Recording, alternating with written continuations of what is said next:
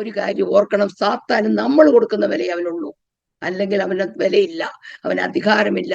അധികാരം ദൈവമക്കളുടെ കയ്യിലാണ്. നമ്മുടെ അധികാരം എന്തെന്ന് മനസ്സിലാക്കിയാൽ നമ്മൾ സാത്താനെ ഭയപ്പെടത്തില്ല, മന്ത്രവാദത്തെ ഭയപ്പെടത്തില്ല, അവൻ ക്ഷുദ്രത്തെ ഭയപ്പെടത്തില്ല, രോഗത്തെ ഭയപ്പെടത്തില്ല. നമ്മൾ ശക്തിയോടെ വീറോടെ ദൈവവചനം വിശ്വസിക്കുകയും കർത്താവിന് വേണ്ടി ജീവിക്കുകയും ചെയ്താൽ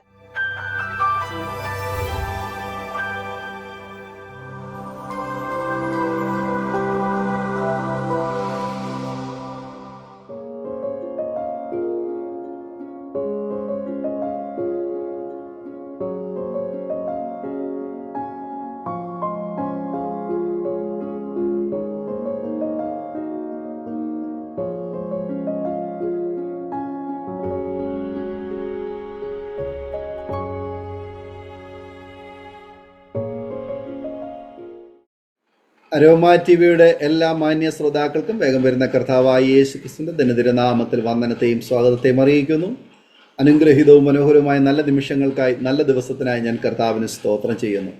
അരോമ ടിവിയുടെ മാന്യ ശ്രോതാക്കളോടൊപ്പം അനുഗ്രഹിക്കപ്പെട്ട ജീവിതാനുഭവവും ദൈവം നടത്തിയ അത്ഭുതകരമായ വഴികളെക്കുറിച്ച് പങ്കുവയ്ക്കേണ്ടതിന് നമ്മുടെ ക്ഷണം സ്വീകരിച്ച് ഇന്ന് ജോയിൻ ചെയ്തിരിക്കുന്നത് കർത്താവിൻ്റെ വിലപ്പെട്ട ദാസി പ്രിയ മറിയാമ്മ ഫിലിപ്പോസ് ആൻറ്റിയാണ്. തൻ്റെ ജീവിതത്തിൻ്റെ അത്ഭുതകരമായ അനുഭവങ്ങൾ അരോമ ടിവിയുടെ ശ്രോതാക്കൾക്ക് പങ്കുവയ്ക്കുകയാണ്.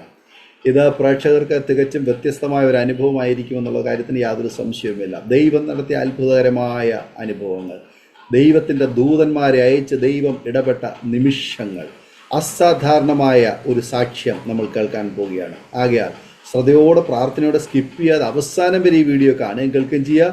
പ്രിയപ്പെട്ടവർക്ക് കൂടി അപ്പോൾ തന്നെ ഷെയർ ചെയ്ത് കൊടുക്കുക. അതുപോലെ തന്നെ അരോമ ടിവിയുടെ ശ്രോതാക്കൾക്ക് പ്രാർത്ഥനാ വിഷയമുണ്ടെങ്കിൽ ഞങ്ങളുമായി ബന്ധപ്പെടുവാൻ നിങ്ങൾ ആഗ്രഹിക്കുന്നെങ്കിൽ ഫോൺ വിളിക്കാതെ സ്ക്രീനിൽ കാണുന്നതായ വാട്സപ്പ് നമ്പറിൽ ഞങ്ങളെ മെസ്സേജ് വഴി നിങ്ങളുടെ വിവരങ്ങൾ അറിയിക്കുക. ഞങ്ങൾ നിങ്ങൾക്ക് മറുപടി തരുന്നതായിരിക്കും.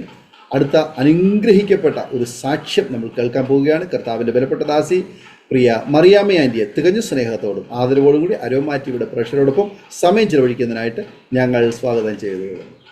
Praise the Lord, hallelujah. ഇങ്ങനെ ഒരു അവസരം കർത്താവ് നമുക്ക് ഒരുക്കി തന്നതിന് ഞാൻ ദൈവത്തെ സ്തുതിക്കുകയാണ്. അരോമ ടിവിയിൽ വന്ന് നിങ്ങളുടെ സാക്ഷ്യം പറയാനും ദൈവത്തെ മഹത്വപ്പെടുത്തുവാനും കർത്താവ് തന്ന ഈ വലിയ ഭാഗ്യത്തിനായി ദൈവത്തെ സ്തുതിക്കുന്നു. കർത്തൃദാസന് നന്ദി പറയുന്നു.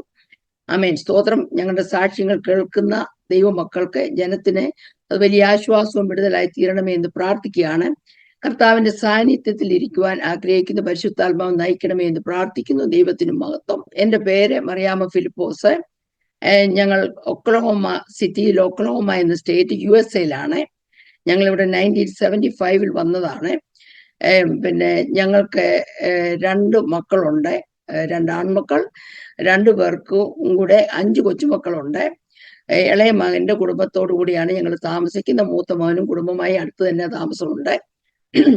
ഞങ്ങള് വിശ്വാസത്തിൽ വന്നത് 2012 കോട്ടയത്ത് ഉള്ള ഒരു ചെറിയ ഗ്രാമത്തിലാണ് ഞാൻ ജനിച്ചു വളർന്നത്.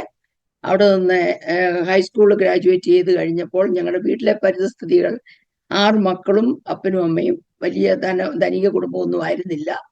അപ്പോൾ വീട്ടിലെ പരിസ്ഥിതിയൊക്കെ കണ്ടപ്പോൾ വളരെ പ്രയാസം തോന്നി. ഞാൻ തീരുമാനിച്ചു എൻ്റെ ഭവനത്തെ രക്ഷിക്കാൻ എനിക്ക് പറ്റും, എനിക്കതിനു വേണ്ടി ഇറങ്ങിത്തിരിക്കാനുള്ള ആഗ്രഹം തോന്നി. പഠിക്കാൻ വളരെ മിടുക്കിയായിരുന്നു. അതുകൊണ്ട് നല്ല മാർക്ക് മേടിച്ച് ഹൈസ്കൂൾ പാസ്സായി. എന്നാൽ നേഴ്സിങ്ങിനോടൊന്നും വലിയ താല്പര്യം ഉണ്ടായിരുന്നില്ല. ഒരു ടീച്ചർ ആവണമെന്നൊക്കെ ആഗ്രഹിച്ചുകൊണ്ടിരുന്നത്. പക്ഷേ വീട്ടിലെ പരിസ്ഥിതി കണ്ടപ്പോൾ ആരൊക്കെയോ ഞങ്ങളുടെ ആ സ്ഥലത്തു നിന്നൊക്കെ നേഴ്സിങ്ങിന് പോയപ്പോൾ കേട്ടെന്ന് അറിഞ്ഞപ്പോൾ ഞാൻ അവിടെ ഇവിടെയൊക്കെ ലെറ്റേഴ്സ് അയക്കാൻ തുടങ്ങി. അങ്ങനെ എനിക്ക് കൽക്കട്ടയിൽ നേഴ്സിങ്ങിന് പോകാനായിട്ട് ഇന്റർവ്യൂവിന് വന്നു. ഞാൻ തനിയെ 17 വയസ്സ് ആകുന്നതിന് മുമ്പേ കോട്ടയത്ത് നിന്ന് ട്രെയിനിൽ കയറി കൽക്കട്ടയിലേക്ക് യാത്രയായി. 2 പൊതിച്ചോറും 50 രൂപയും കൈ തന്നു, ഒരു ചെറിയ പെട്ടിയും. അതുകൊണ്ട് യാത്ര തിരിച്ചു. എങ്ങനെയാണ് എന്താണെന്നൊന്നും ഭയപ്പെട്ടില്ല. എനിക്ക് കുഞ്ഞിലേ തൊട്ട് ദൈവത്തിൽ വലിയ വിശ്വാസം ഉണ്ടായിരുന്നു.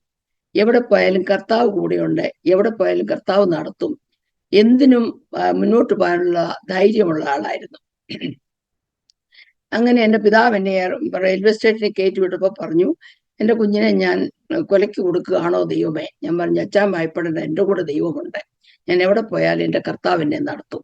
അങ്ങനെ കൽക്കട്ടയിൽ 5-ാമത്തെ ദിവസം ചെന്നു. ട്രെയിനിലുണ്ടായിരുന്ന പല പെൺകുട്ടികളോടും കുടുംബക്കാരോടൊക്കെ സംസാരിച്ച് ഈ 2 പൊതിച്ചോറ് 4 ദിവസം കൊണ്ട് കഴിച്ചു. ആമേൻ, സ്തോത്രം. ഇടയ്ക്കൊരു ചായ വല്ലതും അവിടെ വരുന്ന ആരോട് ചോദിച്ച് മേടിച്ച് കുടിക്കും. അങ്ങനെ കൽക്കട്ടയിൽ ചെന്നിറങ്ങി ഞങ്ങളുടെ അയൽവക്കത്തുള്ള ഒരാൾക്ക് ടെലിഗ്രാം ചെയ്തിരുന്നു. അവർ വരുമോ ഇല്ലയോ എന്നൊന്നും ഞാൻ പേടിച്ചില്ല. ഞാൻ അവിടെ ചെന്നപ്പോൾ അവര് റെയിൽവേ സ്റ്റേഷനിൽ ഉണ്ടായിരുന്നു. അവരോടുകൂടി അവരുടെ വീട്ടിൽ പോയി. അതിനുശേഷം ഇന്റർവ്യൂവിന് പോയി. ഇന്റർവ്യൂവിന് പാസ്സായി. പക്ഷെ പ്രായം തികഞ്ഞില്ല എന്ന് പറഞ്ഞ് അവർ എനിക്ക് അഡ്മിഷൻ തന്നില്ല. അപ്പോൾ വളരെ ഭാരത്തിലായി. മടങ്ങിപ്പോകാനായിട്ട് കൈ പൈസയില്ല. പക്ഷേ ആ നല്ലവരായ എൻ്റെ അയൽവാസികളെ അവരുടെ വീട്ടിൽ ഞങ്ങൾ താമസിച്ചു. 4 മാസം അവിടെ താമസിച്ചു. ഞാൻ ന്യൂസ് പേപ്പർ വരുന്ന എല്ലാ ഹോസ്പിറ്റലിലേക്കും അഡ്മിഷന് വേണ്ടി അയക്കാൻ തുടങ്ങി. അങ്ങനെ അവസാനം പാറ്റ്നയിൽ ഉള്ള മെഡിക്കൽ കോളേജിൽ അഡ്മിഷൻ കിട്ടി. അവിടെ പോയി നേഴ്സിങ്ങിന് ചേർന്നു. അവിടെ നിന്ന് പഠിച്ചിറങ്ങി പാസ്സായി കഴിഞ്ഞ ഉടനെ ഞാൻ എൻ്റെ ഫാദറിനോട് പ്രോമിസ് ചെയ്തിരുന്നു, ഞാൻ പാസ്സായി തീരുമ്പോൾ ഞാൻ തിരിച്ച് നാട്ടിൽ വന്നോളാവുന്നു. അങ്ങനെ 73-ൽ നാട്ടിൽ വന്നു. നാട്ടിൽ വന്ന് കങ്ങടെ ജോലി ചെയ്തു. കുറച്ചുനാൾ കഴിഞ്ഞപ്പോൾ പെട്ടെന്ന് തിരിച്ച് പിന്നെ എനിക്ക് വെളിയിൽ പോകണമെന്നുള്ള ആഗ്രഹമായി. അതിന് കൽക്കട്ടയിൽ പോയി പിന്നെ രജിസ്റ്റർ ചെയ്യാൻ വേണ്ടി പോകാനൊരുങ്ങിയ സമയത്ത് വീട്ടുകാർ പെട്ടെന്നൊരു കല്യാണാലോചന കൊണ്ടുവന്നു. അദ്ദേഹം വന്ന് കണ്ടു കഴിഞ്ഞ് 2 ആഴ്ചക്കകം വിവാഹം ഉറച്ചു. വിവാഹം കഴിഞ്ഞു. പിന്നെ കൽക്കട്ടയ്ക്ക് വിട്ടില്ല. ഞങ്ങൾ രണ്ടുപേരുടെ അദ്ദേഹം ജോലി ചെയ്തിരുന്നത് ലുധിയാനയില്ല, പഞ്ചാബിൽ ലുധിയാനയ്ക്ക് യാത്രയായി. അവിടെ ചെന്ന് കഴിഞ്ഞ് ഞങ്ങൾ പോയ വഴിക്ക് തന്നെ ഡൽഹി വെച്ച് ഇങ്ങോട്ട് പോരാൻ ഫയൽ ചെയ്തു. അന്നൊക്കെ വലിയ സ്പോൺസർഷിപ്പിന്റെ ആവശ്യമൊന്നുമില്ലായിരുന്നു. ചെറിയൊരു തുക കാണിച്ചാൽ മതി. ചോദിച്ചാൻ്റെ ഒരു അങ്കിൾ ന്യൂയോർക്കിലുണ്ടായിരുന്നു. അദ്ദേഹത്തോട് ആവശ്യപ്പെട്ടു. അദ്ദേഹം ഒരു ഡ്രാഫ്റ്റ് അയച്ചു തന്നു. അതുകൊണ്ട് കാണിച്ചു. വിസയ്ക്ക് കോൾ കിട്ടി. പക്ഷേ വിസയ്ക്ക് കോൾ കിട്ടിയപ്പോൾ ഞങ്ങൾ വരുന്നതിന് മുമ്പ് നാട്ടിൽ പോയി എല്ലാവരെയും കണ്ട് ബൈ പറഞ്ഞ് തിരിച്ചു വന്ന് പിന്നെ ലുധിയാനായി വന്നപ്പോൾ എനിക്ക് ഭയങ്കരമായിട്ട് വലിവുണ്ടാകാൻ തുടങ്ങി. മുമ്പ് ഒരിക്കലും വലിവുണ്ടായിട്ടുള്ള ആളല്ല. അവിടെ വന്ന് വലിവ് ഉണ്ടായി ഭയങ്കര കൂടുതലായി. ICU കിടന്നപ്പോഴാണ് പിന്നെ അമേരിക്കയ്ക്ക് പോകാനുള്ള ഇന്റർവ്യൂവിനുള്ള കോൾ വരുന്നത്. അപ്പം ഡോക്ടേഴ്സ് പറഞ്ഞു, നീ പോയ വഴിക്ക് വെച്ച് ചത്തുപോകും. ഞങ്ങൾ സ്വന്തം റിസ്കില് ചോദിച്ചാനൊരു എയർ കണ്ടീഷൻ ട്രെയിനിൽ ബുക്ക് ചെയ്ത് ഞങ്ങൾ രണ്ടുപേരൂടെ തന്നെ റിസ്ക് എടുത്ത് ഡൽഹിക്ക് പോയി. അവിടെ ചെന്നു ഒരു സ്വല്പ സമയത്തേക്ക് വലിയ പ്രശ്നമില്ലാതെ ഇന്റർവ്യൂ അറ്റൻഡ് ചെയ്തു. പാസ്സായി. വിസ കിട്ടി. തിരിച്ചു ട്രെയിനിൽ കയറി വീണ്ടും വരവ് തുടങ്ങി. തിരിച്ചു വന്ന് വീണ്ടും അഡ്മിറ്റായി. അങ്ങനെ കിടന്ന് കഴിഞ്ഞ് കുറെ കഴിഞ്ഞ് പെട്ടെന്ന് അങ്ങ് സൗഖ്യമായി. പക്ഷെ പോകുന്നില്ലെങ്കിൽ വിസ ക്യാൻസൽ ആയി പോവും. ഞാൻ തന്നെ പോരാൻ തീരുമാനിച്ച് ഞാൻ തന്നെ പോന്നു. ചോദിച്ചാൽ വിസ കിട്ടിയിട്ടില്ല.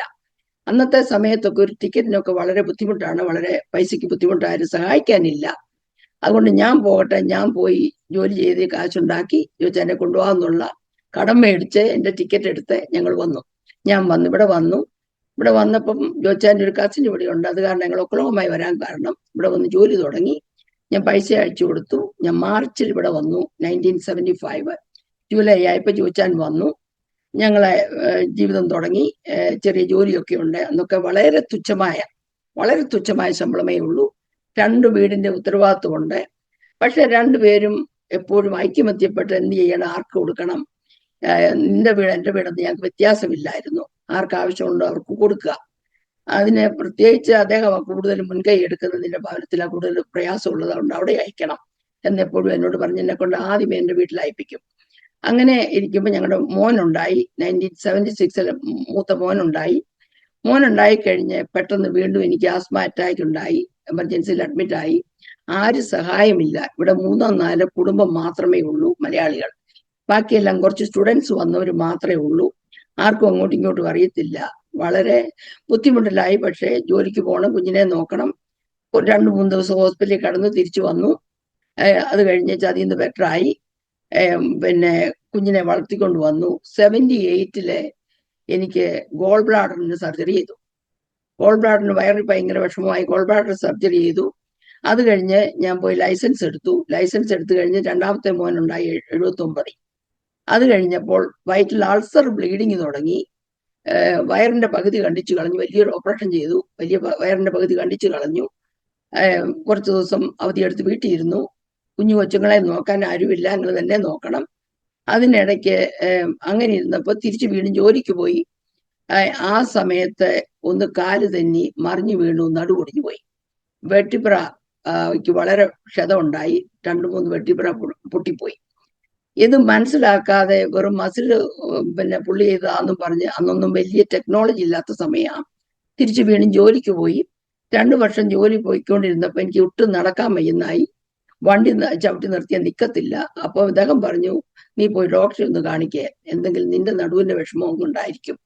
വളരെ വേദനയോടുകൂടെ ഞാൻ ഡോക്ടറെ ചെന്ന് കണ്ടു. അദ്ദേഹം കണ്ടു കഴിഞ്ഞപ്പോൾ പറഞ്ഞു, നീ ഇങ്ങനെ നടന്ന എങ്ങനെയാന്ന് എനിക്ക് മനസ്സിലാകുന്നില്ല. എൻ്റെ നടു 2-3 വെട്ടിപ്പുറ പൊട്ടിപ്പോയി, പൊടിഞ്ഞു പോയിട്ടുണ്ട്, അതിന് വലിയ ഓപ്പറേഷൻ വേണം.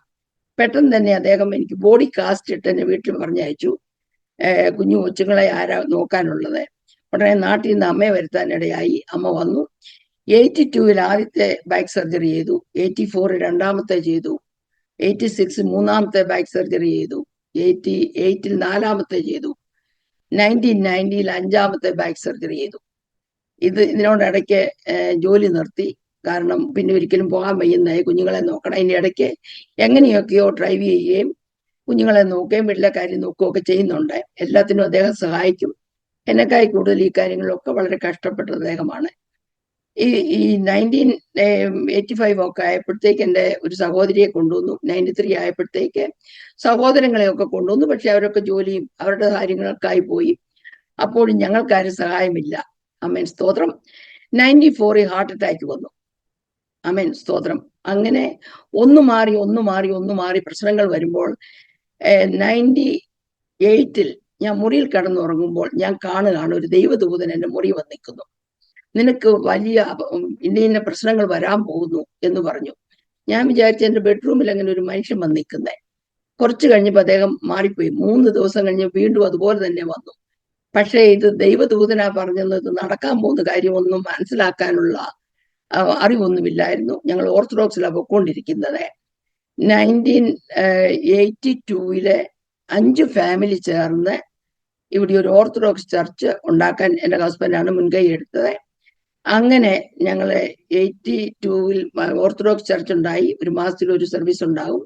അച്ഛന്മാരൊക്കെ വരികയൊക്കെ ചെയ്യുമ്പോൾ ഞങ്ങളുടെ വീട്ടിലാണ് താമസിക്കുന്നത്. ഞങ്ങള് അങ്ങനെ ജീവിതം മുന്നോട്ടായി. അതിൻ്റെ ഇടയ്ക്ക് ഏതായാലും നീ വീട്ടിൽ ഇരിക്കല്ലേ, നമുക്കൊരു ബിസിനസ് തുടങ്ങാമെന്ന് പറഞ്ഞൊരു ബിസിനസ് തുടങ്ങി.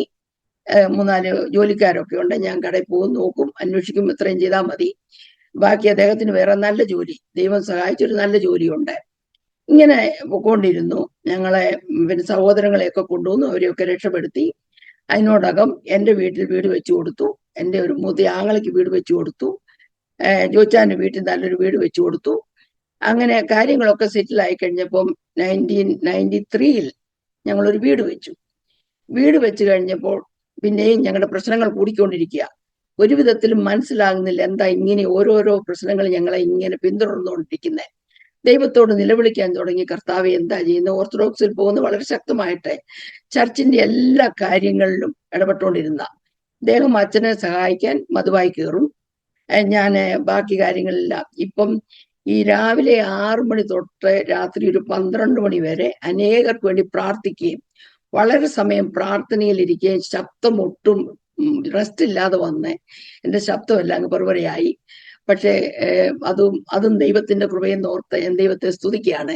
ശബ്ദം ഇല്ലാതായില്ലല്ലോ. അങ്ങനെ ഞങ്ങൾ ഇങ്ങനെ കഷ്ടത്തിൽ കൂടെ പോയി പിന്നെ 93-ലെ വീട് വെച്ചു, നല്ലൊരു വീട് വെച്ചു. അതെല്ലാം കഴിഞ്ഞ് അതിനിടയ്ക്കൊക്കെ കുറെ സംഭവങ്ങൾ ഇങ്ങനെ നടന്നു. അതിലോട്ടൊന്നും ഞാൻ പോകുന്നില്ല. അങ്ങനെ ആയിട്ട് മൂത്ത മോന്റെ വിവാഹം 2000-ൽ കഴിഞ്ഞു. ഇതെല്ലാം കഴിഞ്ഞ് 2002-ലായപ്പോൾ ഞങ്ങൾക്ക് ആ വീട് നഷ്ടപ്പെട്ടു. പല സാഹചര്യങ്ങൾ കൊണ്ട് ആ വീട് നഷ്ടപ്പെടാനിടയായി തീർന്നു. 2003-ലായപ്പോൾ എനിക്ക് ക്യാൻസർ വന്നു. ബ്രസ്റ്റ് ക്യാൻസർ ഡയഗ്നോസ് ചെയ്തു. അതും 3rd സ്റ്റേജ് ആണ്. ഉടനെ തന്നെ അതിന് വേണ്ട സർജറിയും കീമോയും അതെല്ലാം ചെയ്യണമെന്ന് പറഞ്ഞു. അങ്ങനെ പിന്നെ ക്യാൻസറിന്റെ ട്രീറ്റ്മെന്റ് എടുക്കാൻ തുടങ്ങി. ക്യാൻസർ സംബന്ധിച്ച് 5 സർജറി ചെയ്യേണ്ട വന്നു. 5 സർജറി ചെയ്തു, കീമോ എടുത്തു, റേഡിയേഷൻ എടുത്തു. കീമോ ഒരു വർഷം കീമോതെറപ്പി ചെയ്തു, 35 റേഡിയേഷൻ എടുത്തു. ഇങ്ങനെ 4 സർജറി ചെയ്തു. ഇതെല്ലാം കഴിഞ്ഞിട്ട് എൻ്റെ ഈ റേഡിയേഷന്റെ റിയാക്ഷൻ കൊണ്ട് എൻ്റെ പെടല് തൊട്ട് താഴോട്ടുള്ള മുഴുവൻ തൊലി അങ്ങ് പോയി. അങ്ങനെ ഭയങ്കര കഷ്ടത്തിൽ കൂടെ പോകാൻ തുടങ്ങി. മൂക്കിക്കൂടെയും വായിക്കൂടെയും ഒക്കെ രക്തം വരിക, ഒന്നും കഴിക്കാൻ വയ്യ, വളരെ പ്രയാസത്തിലായി. അങ്ങനെ ആയിട്ട് അതിനോടിടയ്ക്ക് ഞങ്ങളെ പിന്നെ നാട്ടിൽ പോവുകയും എടുക്കുകയൊക്കെ ചെയ്യും. ഞങ്ങൾ ഈ ബിസിനസ് നടത്തുന്നുണ്ട്. ഇങ്ങനെ 2000 3-4 വളരെ കഷ്ടങ്ങൾ കൂടി കടന്നു പോവുകയാണ്. അങ്ങനെ പോയിക്കൊണ്ടിരുന്ന് 2005 ഇളയ മോന്റെ വിവാഹം കഴിഞ്ഞു. പിന്നെ 2009 ആയപ്പോൾ വീണ്ടും എനിക്ക് ക്യാൻസർ വന്നു. ഈ രണ്ടാമത്തെ പ്രാവശ്യം ക്യാൻസർ വന്നപ്പോൾ ഞാൻ പറഞ്ഞു ഇനി ഞാൻ പിന്നെ ഈ ട്രീറ്റ്മെന്റ് എടുക്കാൻ പോകത്തില്ല, കാരണം ഇതിനെ കൂടി ഇനി സഹിക്കാൻ ഒക്കത്തില്ല, ഞാൻ മരിക്കുകയാണെങ്കിൽ മരിച്ചോട്ടെ. പക്ഷെ ഇതിനോടിടയ്ക്കും കർത്താവ് എന്നോട് പലപ്പോഴും സംസാരിക്കാറുണ്ട്. ഞാനിരുന്ന് തന്നെ ഇരുന്ന് പ്രാർത്ഥിക്കും. ഓർത്തഡോക്സിലെ വളരെ സജീവമായിട്ട് ഞങ്ങൾ രണ്ടുപേരും ചർച്ചിൽ സജീവമാണ്. സൺഡേ സ്കൂൾ പഠിപ്പിക്കും, ശ്രീ സമാജത്തിന്റെ കാര്യങ്ങളൊക്കെ ചെയ്യാൻ ഞാൻ നിൽക്കും. വളരെ കാര്യമായിട്ട് സൺഡേ സ്കൂളിലെ പിള്ളേരെ പഠിപ്പിക്കുക, അങ്ങനെയൊക്കെ ചെയ്തുകൊണ്ടിരുന്നു. അങ്ങനെ കുറേശ്ശെ ബൈബിൾ വായിക്കാൻ തുടങ്ങി. ഇതിനോടിടയ്ക്ക് എനിക്ക് മനസ്സിലായ ഒരു കാര്യം കൂടെ ഞാൻ പറയട്ടെ. വിശ്വാസത്തിലേക്ക് വരാൻ മനുഷ്യരെ തടഞ്ഞു നിർത്തുന്ന സമുദായത്തിൽ നിന്നും മറ്റ് വിഭാഗത്തിൽ നിന്നും വിശ്വാസത്തിലേക്ക് വരാൻ മനുഷ്യർ വിസമ്മതിക്കുന്നതിന്റെ 1, യേശുവിനെ അറിയത്തില്ല. 2, സുവിശേഷം കേൾക്കാൻ മനസ്സില്ല. 3, വേദപുസ്തകം വായിക്കത്തില്ല. 4, ദൈവവുമായി ബന്ധമില്ല. ഈ 4 വിഷയങ്ങളാണെന്ന് എനിക്ക് മനസ്സിലായി. ഞാനും ആ കൂട്ടത്തിൽ പെട്ടതായിരുന്നു. ആരെങ്കിലും സുവിശേഷം പറയാൻ വന്നാൽ എനിക്ക് ഇഷ്ടമില്ല. ഞാൻ പറയും ഞാനും ക്രിസ്ത്യാനിയാ, നിങ്ങൾ വല്ല ഹിന്ദുക്കളോടും പോയി പറ. പിന്നെ അന്യഭാഷ പറയുന്നതിനെ ഞാൻ കളിയാക്കുമായിരുന്നു, കാരണം ഇതൊക്കെ വെറുതെയാന്ന് പറഞ്ഞു. അങ്ങനെ മുന്നോട്ട് വന്നു. വളരെ വളരെ വളരെ വേദനകൾ കൂടി കടന്നു പോകാൻ തുടങ്ങി, വളരെയധികം വേദന. ഈ രണ്ടാമത്തെ പ്രാവശ്യം ക്യാൻസർ വന്നപ്പോൾ ഞാൻ ദൈവത്തോട് പറഞ്ഞപ്പാ എന്റെ ജീവനെ എടുക്കണം, എനിക്കിനി ഇതിൽ കൂടെ പോകാൻ വയ്യ. അപ്പൊ ഡോക്ടർ പറഞ്ഞു എത്രയും വേഗം ട്രീറ്റ്മെന്റ് തുടങ്ങിക്കോണം, അല്ലെങ്കിൽ നീ രക്ഷപ്പെടത്തില്ല. ഹസ്ബൻഡ് എന്നോട് പറഞ്ഞു നീ ട്രീറ്റ്മെന്റ് എടുത്തേ വെക്കും. ഞാൻ പറഞ്ഞു വേണ്ട, ഞാനൊന്ന് പ്രാർത്ഥിക്കാൻ കയറുക എന്ന് പറഞ്ഞ് ഞങ്ങളുടെ മേൽവശത്ത് ഒരു മുറിയുണ്ട്, അവിടെ പോയി വാതിലടച്ച് 7 ദിവസം ഞാൻ ഇന്ന് പ്രാർത്ഥിക്കാൻ തുടങ്ങി. ശക്തമായിട്ട് കരഞ്ഞിരുന്ന് പ്രാർത്ഥിച്ചു. ഞാൻ പ്രാർത്ഥിച്ചുകൊണ്ടിരുന്നപ്പോൾ ഒരു കാഴ്ച കാണുക. സ്വർഗത്തിൽ നിന്നൊരു കൈ താഴോട്ട് വന്നു. കയ്യിലൊരു കളർ പെൻസിലുണ്ട്. ഈ എക്സ്റേയിൽ കണ്ടിരുന്ന എക്സ്റേ മുഴുവൻ ഇറേസ് ചെയ്ത് മുഴുവൻ മായ്ച്ചു കളഞ്ഞു. മായ്ച്ചു കളഞ്ഞതിന് ശേഷം ഒരു കമ്പ് താഴോട്ട് വന്ന് എൻ്റെ ശരീരത്തിൽ നിന്ന് എന്തോ ഒരു സാധനം കിള്ളി വെളിയിലോട്ട് എറിഞ്ഞു. അപ്പോൾ എനിക്ക് മനസ്സിലായി എനിക്ക് സൗഖ്യമായെന്ന്. ഉടനെ ഞാൻ താഴെ വന്നിട്ട് പറഞ്ഞു ചോദിച്ചാൽ ഞാൻ സൗഖ്യമായി. അപ്പൊ എന്നെ വഴക്ക് പറഞ്ഞ് ട്രീറ്റ്മെന്റ് എടുക്കാൻ കഴിയാഞ്ഞിട്ടാണെങ്കിൽ അങ്ങനെ പറയണ്ട, പോയി ഡോക്ടറെ കാണാൻ പറഞ്ഞ് ഞങ്ങൾ ഡോക്ടറെ പോയി കണ്ടു. വീണ്ടും അദ്ദേഹത്തോട് ഞാൻ ഈ കാര്യം പറഞ്ഞപ്പോൾ അദ്ദേഹം അതിനെ വഴക്ക് പറഞ്ഞ് അങ്ങനെ നടക്കത്തില്ലെന്ന് പറഞ്ഞു. ഉടനെ ഞാൻ പറഞ്ഞു ഒരു ബയോപ്സി എടുക്കെ. ബയോപ്സി എടുത്തപ്പോൾ ക്യാൻസർ ഇല്ല, നെഗറ്റീവ്. അന്ന് എനിക്ക് മനസ്സിലായി സത്യമായിട്ടും ഒരു ദൈവമുണ്ട്, ഒരു സത്യമായിട്ടും പ്രാർത്ഥന കേൾക്കുന്ന ഒരു ദൈവമുണ്ട്. എന്നിട്ടും വിശ്വാസത്തിലേക്ക് വരാനുള്ള മനസ്സില്ല. കാരണം ഈ സഭയോടുള്ള ഇഷ്ടം, സമുദായത്തോടുള്ള കടപ്പാട്, കൂടെയുള്ള ജനങ്ങളോടുള്ള താല്പര്യം, പിന്നെ ഞങ്ങളുടെ സഹോദരങ്ങൾ എല്ലാവരും പോകുന്നിടത്തുനിന്ന് അവരെ ഇട്ടിട്ട് പോകാനുള്ള ബുദ്ധിമുട്ട്. അങ്ങനെ വേദപുസ്തകം വായിക്കും എൻ്റെ ഹൃദയത്തിൽ വിഷമം തുടങ്ങി. ഇതല്ലല്ലോ ശരി, ഇതൊന്നും അല്ലല്ലോ സത്യമായ ആരാധന, ഇതല്ലല്ലോ ദൈവത്തെ ആരാധിക്കുന്നത്. ഇതിനിടയ്ക്ക് ഞാൻ ഈ ഫാമിലി കോൺഫറൻസിനൊക്കെ സ്റ്റുഡൻസിനെയും കൊണ്ട് പോകുമായിരുന്നു. അപ്പോൾ 92 ഒരു ഫാമിലി കോൺഫറൻസിന് പോയപ്പോൾ അവിടുത്തെ വിഷയം പുതിയ ആകാശവും പുതിയ ഭൂമി. അതേപ്പറ്റി സംസാരിച്ചപ്പോൾ എനിക്ക് വളരെ അസ്വസ്ഥത തോന്നി. ഇത് പഠിപ്പിച്ച അച്ഛനോട് ഞാൻ പറഞ്ഞു ഇത് ശരിയല്ല, ഇതല്ല കർത്താവ് ആഗ്രഹിക്കുന്ന, ഇതല്ല. അപ്പോൾ അച്ഛൻ എന്നോട് പറഞ്ഞു കുഞ്ഞുമി അവിടെ മിണ്ടാതിരിക്കണം എന്ന് പറഞ്ഞ് ആ വിഷയം അവിടെ നിർത്തി. ഈ ഡിസ്കഷൻ പിന്നത്തേക്കാക്കാവെന്ന് പറഞ്ഞ് അവിടെ നിർത്തി. അന്ന് ഞാൻ ദൈവത്തോട് പറഞ്ഞപ്പ എനിക്ക് ഈ വചനത്തിന്റെ ആഴങ്ങളെ എനിക്ക് പഠിക്കണം, ഇതെന്താന്ന് എനിക്ക് മനസ്സിലാക്കി തരണം, അതിനുള്ള അവസരം എനിക്ക് തരണം. ഇപ്പോഴും ഓർത്തഡോക്സിൽ തന്നെ പൊക്കോണ്ടിരിക്കുക. അങ്ങനെ ഞങ്ങൾ പൊക്കോണ്ടിരുന്നപ്പം കേരളത്തിൽ പത്തനാപുരത്തുള്ള ഒരു പെൺകുട്ടിയുമായിട്ട് പരിചയപ്പെടാനിടയായി തീർന്നു ഫോണിക്കൂടെ. ആ സമയത്ത് എൻ്റെ ഒരു കൂട്ടുകാരിയാണ് അവളെ പരിചയപ്പെടുത്തി തരുന്നത്. അപ്പോൾ ഞാൻ പറഞ്ഞില്ല ഇങ്ങനെ മാറി മാറി മാറി മാറി ഓപ്പറേഷൻ, പിന്നെ സർജറി, രോഗങ്ങളെ, പ്രയാസങ്ങളെ, ദുഃഖങ്ങളെ, കടഭാരങ്ങൾ ഇങ്ങനെയൊക്കെ വന്നു തുടങ്ങിയപ്പോൾ വിചാരിച്ചു ഇതിന്റെ പുറകിൽ എന്തോ ഒരു കാര്യമുണ്ടല്ലോ. ചെറുപ്പത്തിലെ വീട് വിട്ടത് ഇതിന്റെ കാര്യങ്ങളൊന്നും അറിയത്തില്ല. ഇത് കർത്താവ് ഇതെങ്ങനെ തീർക്കും, ഇതെന്തായിത്തീരും. പല അച്ഛന്മാരോട്, തിരുമേനിമാരോടെ, ചില പാസ്റ്റേഴ്സിനോടൊക്കെ പറഞ്ഞു ഞങ്ങൾക്ക് വേണ്ടി ഒന്ന് പ്രാർത്ഥിക്കാൻ, എന്താ ഞങ്ങൾക്ക് നടക്കുന്നത് മനസ്സിലാകുന്നില്ല. എല്ലാവരും ഒക്കെ പറഞ്ഞു ഇതൊക്കെ എല്ലാവർക്കും ഉണ്ടാകുന്ന എന്നൊക്കെ പറഞ്ഞു വിട്ടു. അങ്ങനെ ഇരുന്നപ്പോൾ 2011 ഞങ്ങളുടെ മൂത്ത മോന്റെ വിവാഹത്തോട് സംബന്ധിച്ച് പ്രശ്നമായി. അത് ഞങ്ങളെ വളരെയധികം പ്രയാസപ്പെടുത്താൻ തുടങ്ങി. ഞങ്ങളുടെ മക്കളെ അതുപോലെ സ്നേഹിക്കുകയും അവര് ഞങ്ങളെ സ്നേഹിക്കുകയും മരുമക്കളെ അതുപോലെ ഞങ്ങളുടെ മക്കളെ പോലെ തന്നെ കരുതിക്കൊണ്ടിരുന്നപ്പോൾ ഇവർ തമ്മിൽ പ്രശ്നമായപ്പം ഞാൻ അതിന് വളരെ എതിർത്തു. പറ്റത്തില്ല, നടക്കത്തില്ല, ഇങ്ങനെ ഒരു സംഭവം നമ്മുടെ വീട്ടിലുണ്ടാകാൻ പാടില്ല. അങ്ങനെ പറഞ്ഞു. പിന്നെ ഇവർ തമ്മിൽ കൂടുതൽ പ്രശ്നമായപ്പോൾ 2 കുട്ടികളുണ്ട്. ഞങ്ങളെ പെൺകുട്ടിയെ ഞങ്ങളുടെ വീട്ടിലേക്ക് കൊണ്ടുവന്നു. വീട്ടിൽ കൊണ്ടുവന്നു. അതോടെ അവൻ പിണങ്ങി, മോൻ പിണങ്ങി ഞങ്ങളോട്. എല്ലാവരും സ്വന്തം മകന് കൂട്ടു നിൽക്കും. എൻ്റെ അമ്മ ഞാൻ ഉപേക്ഷിക്കാൻ പോകുന്ന പെൺകുട്ടിക്ക് കൂട്ടു നിന്നെന്നും പറഞ്ഞ് അതിനു മുമ്പ് വരെ ഞാനും എൻ്റെ മോനും കൂടെ വലിയ കൂട്ടായിരുന്നു. എന്ത് കാര്യമുണ്ടെങ്കിൽ മമ്മിയോട് ചോദിക്കാതെ അവൻ ചെയ്യത്തില്ല. അവൻ കോളേജിൽ പഠിച്ചു. അവനൊരു കൈറോപ്രാക്ടിക് ഡോക്ടറായി.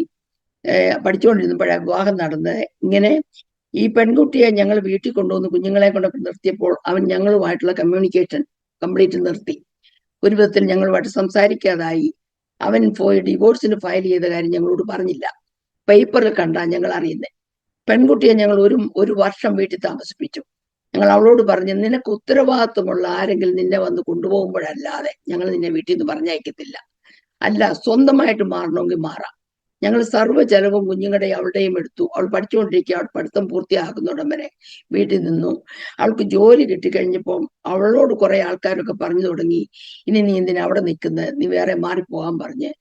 അപ്പം ഇതിനോടകം അവളുടെ വീട്ടുകാരെ കുഞ്ഞറിയിച്ചുകൊണ്ടിരുന്നത് ഞങ്ങൾ അവളെ ഒരു വിധത്തിൽ സപ്പോർട്ട് ചെയ്യുന്നില്ല എന്നായിരുന്നു. ഇതൊക്കെ ഞങ്ങൾ പിന്നീട് അറിയുന്നത്. ഏതായാലും ഞങ്ങൾ ഒരിക്കലും ആ കൊച്ചിനെ വിഷമിപ്പിക്കുകയോ അവളോട് വീട്ടിൽ നിന്ന് പോകാനോ പറയാതെ കുഞ്ഞിനെ വളരെ കാര്യമായിട്ട് നോക്കി. അവള് ആ 2011 ഡിസംബർ ഞങ്ങളുടെ വീട്ടിൽ നിന്ന് മാറി.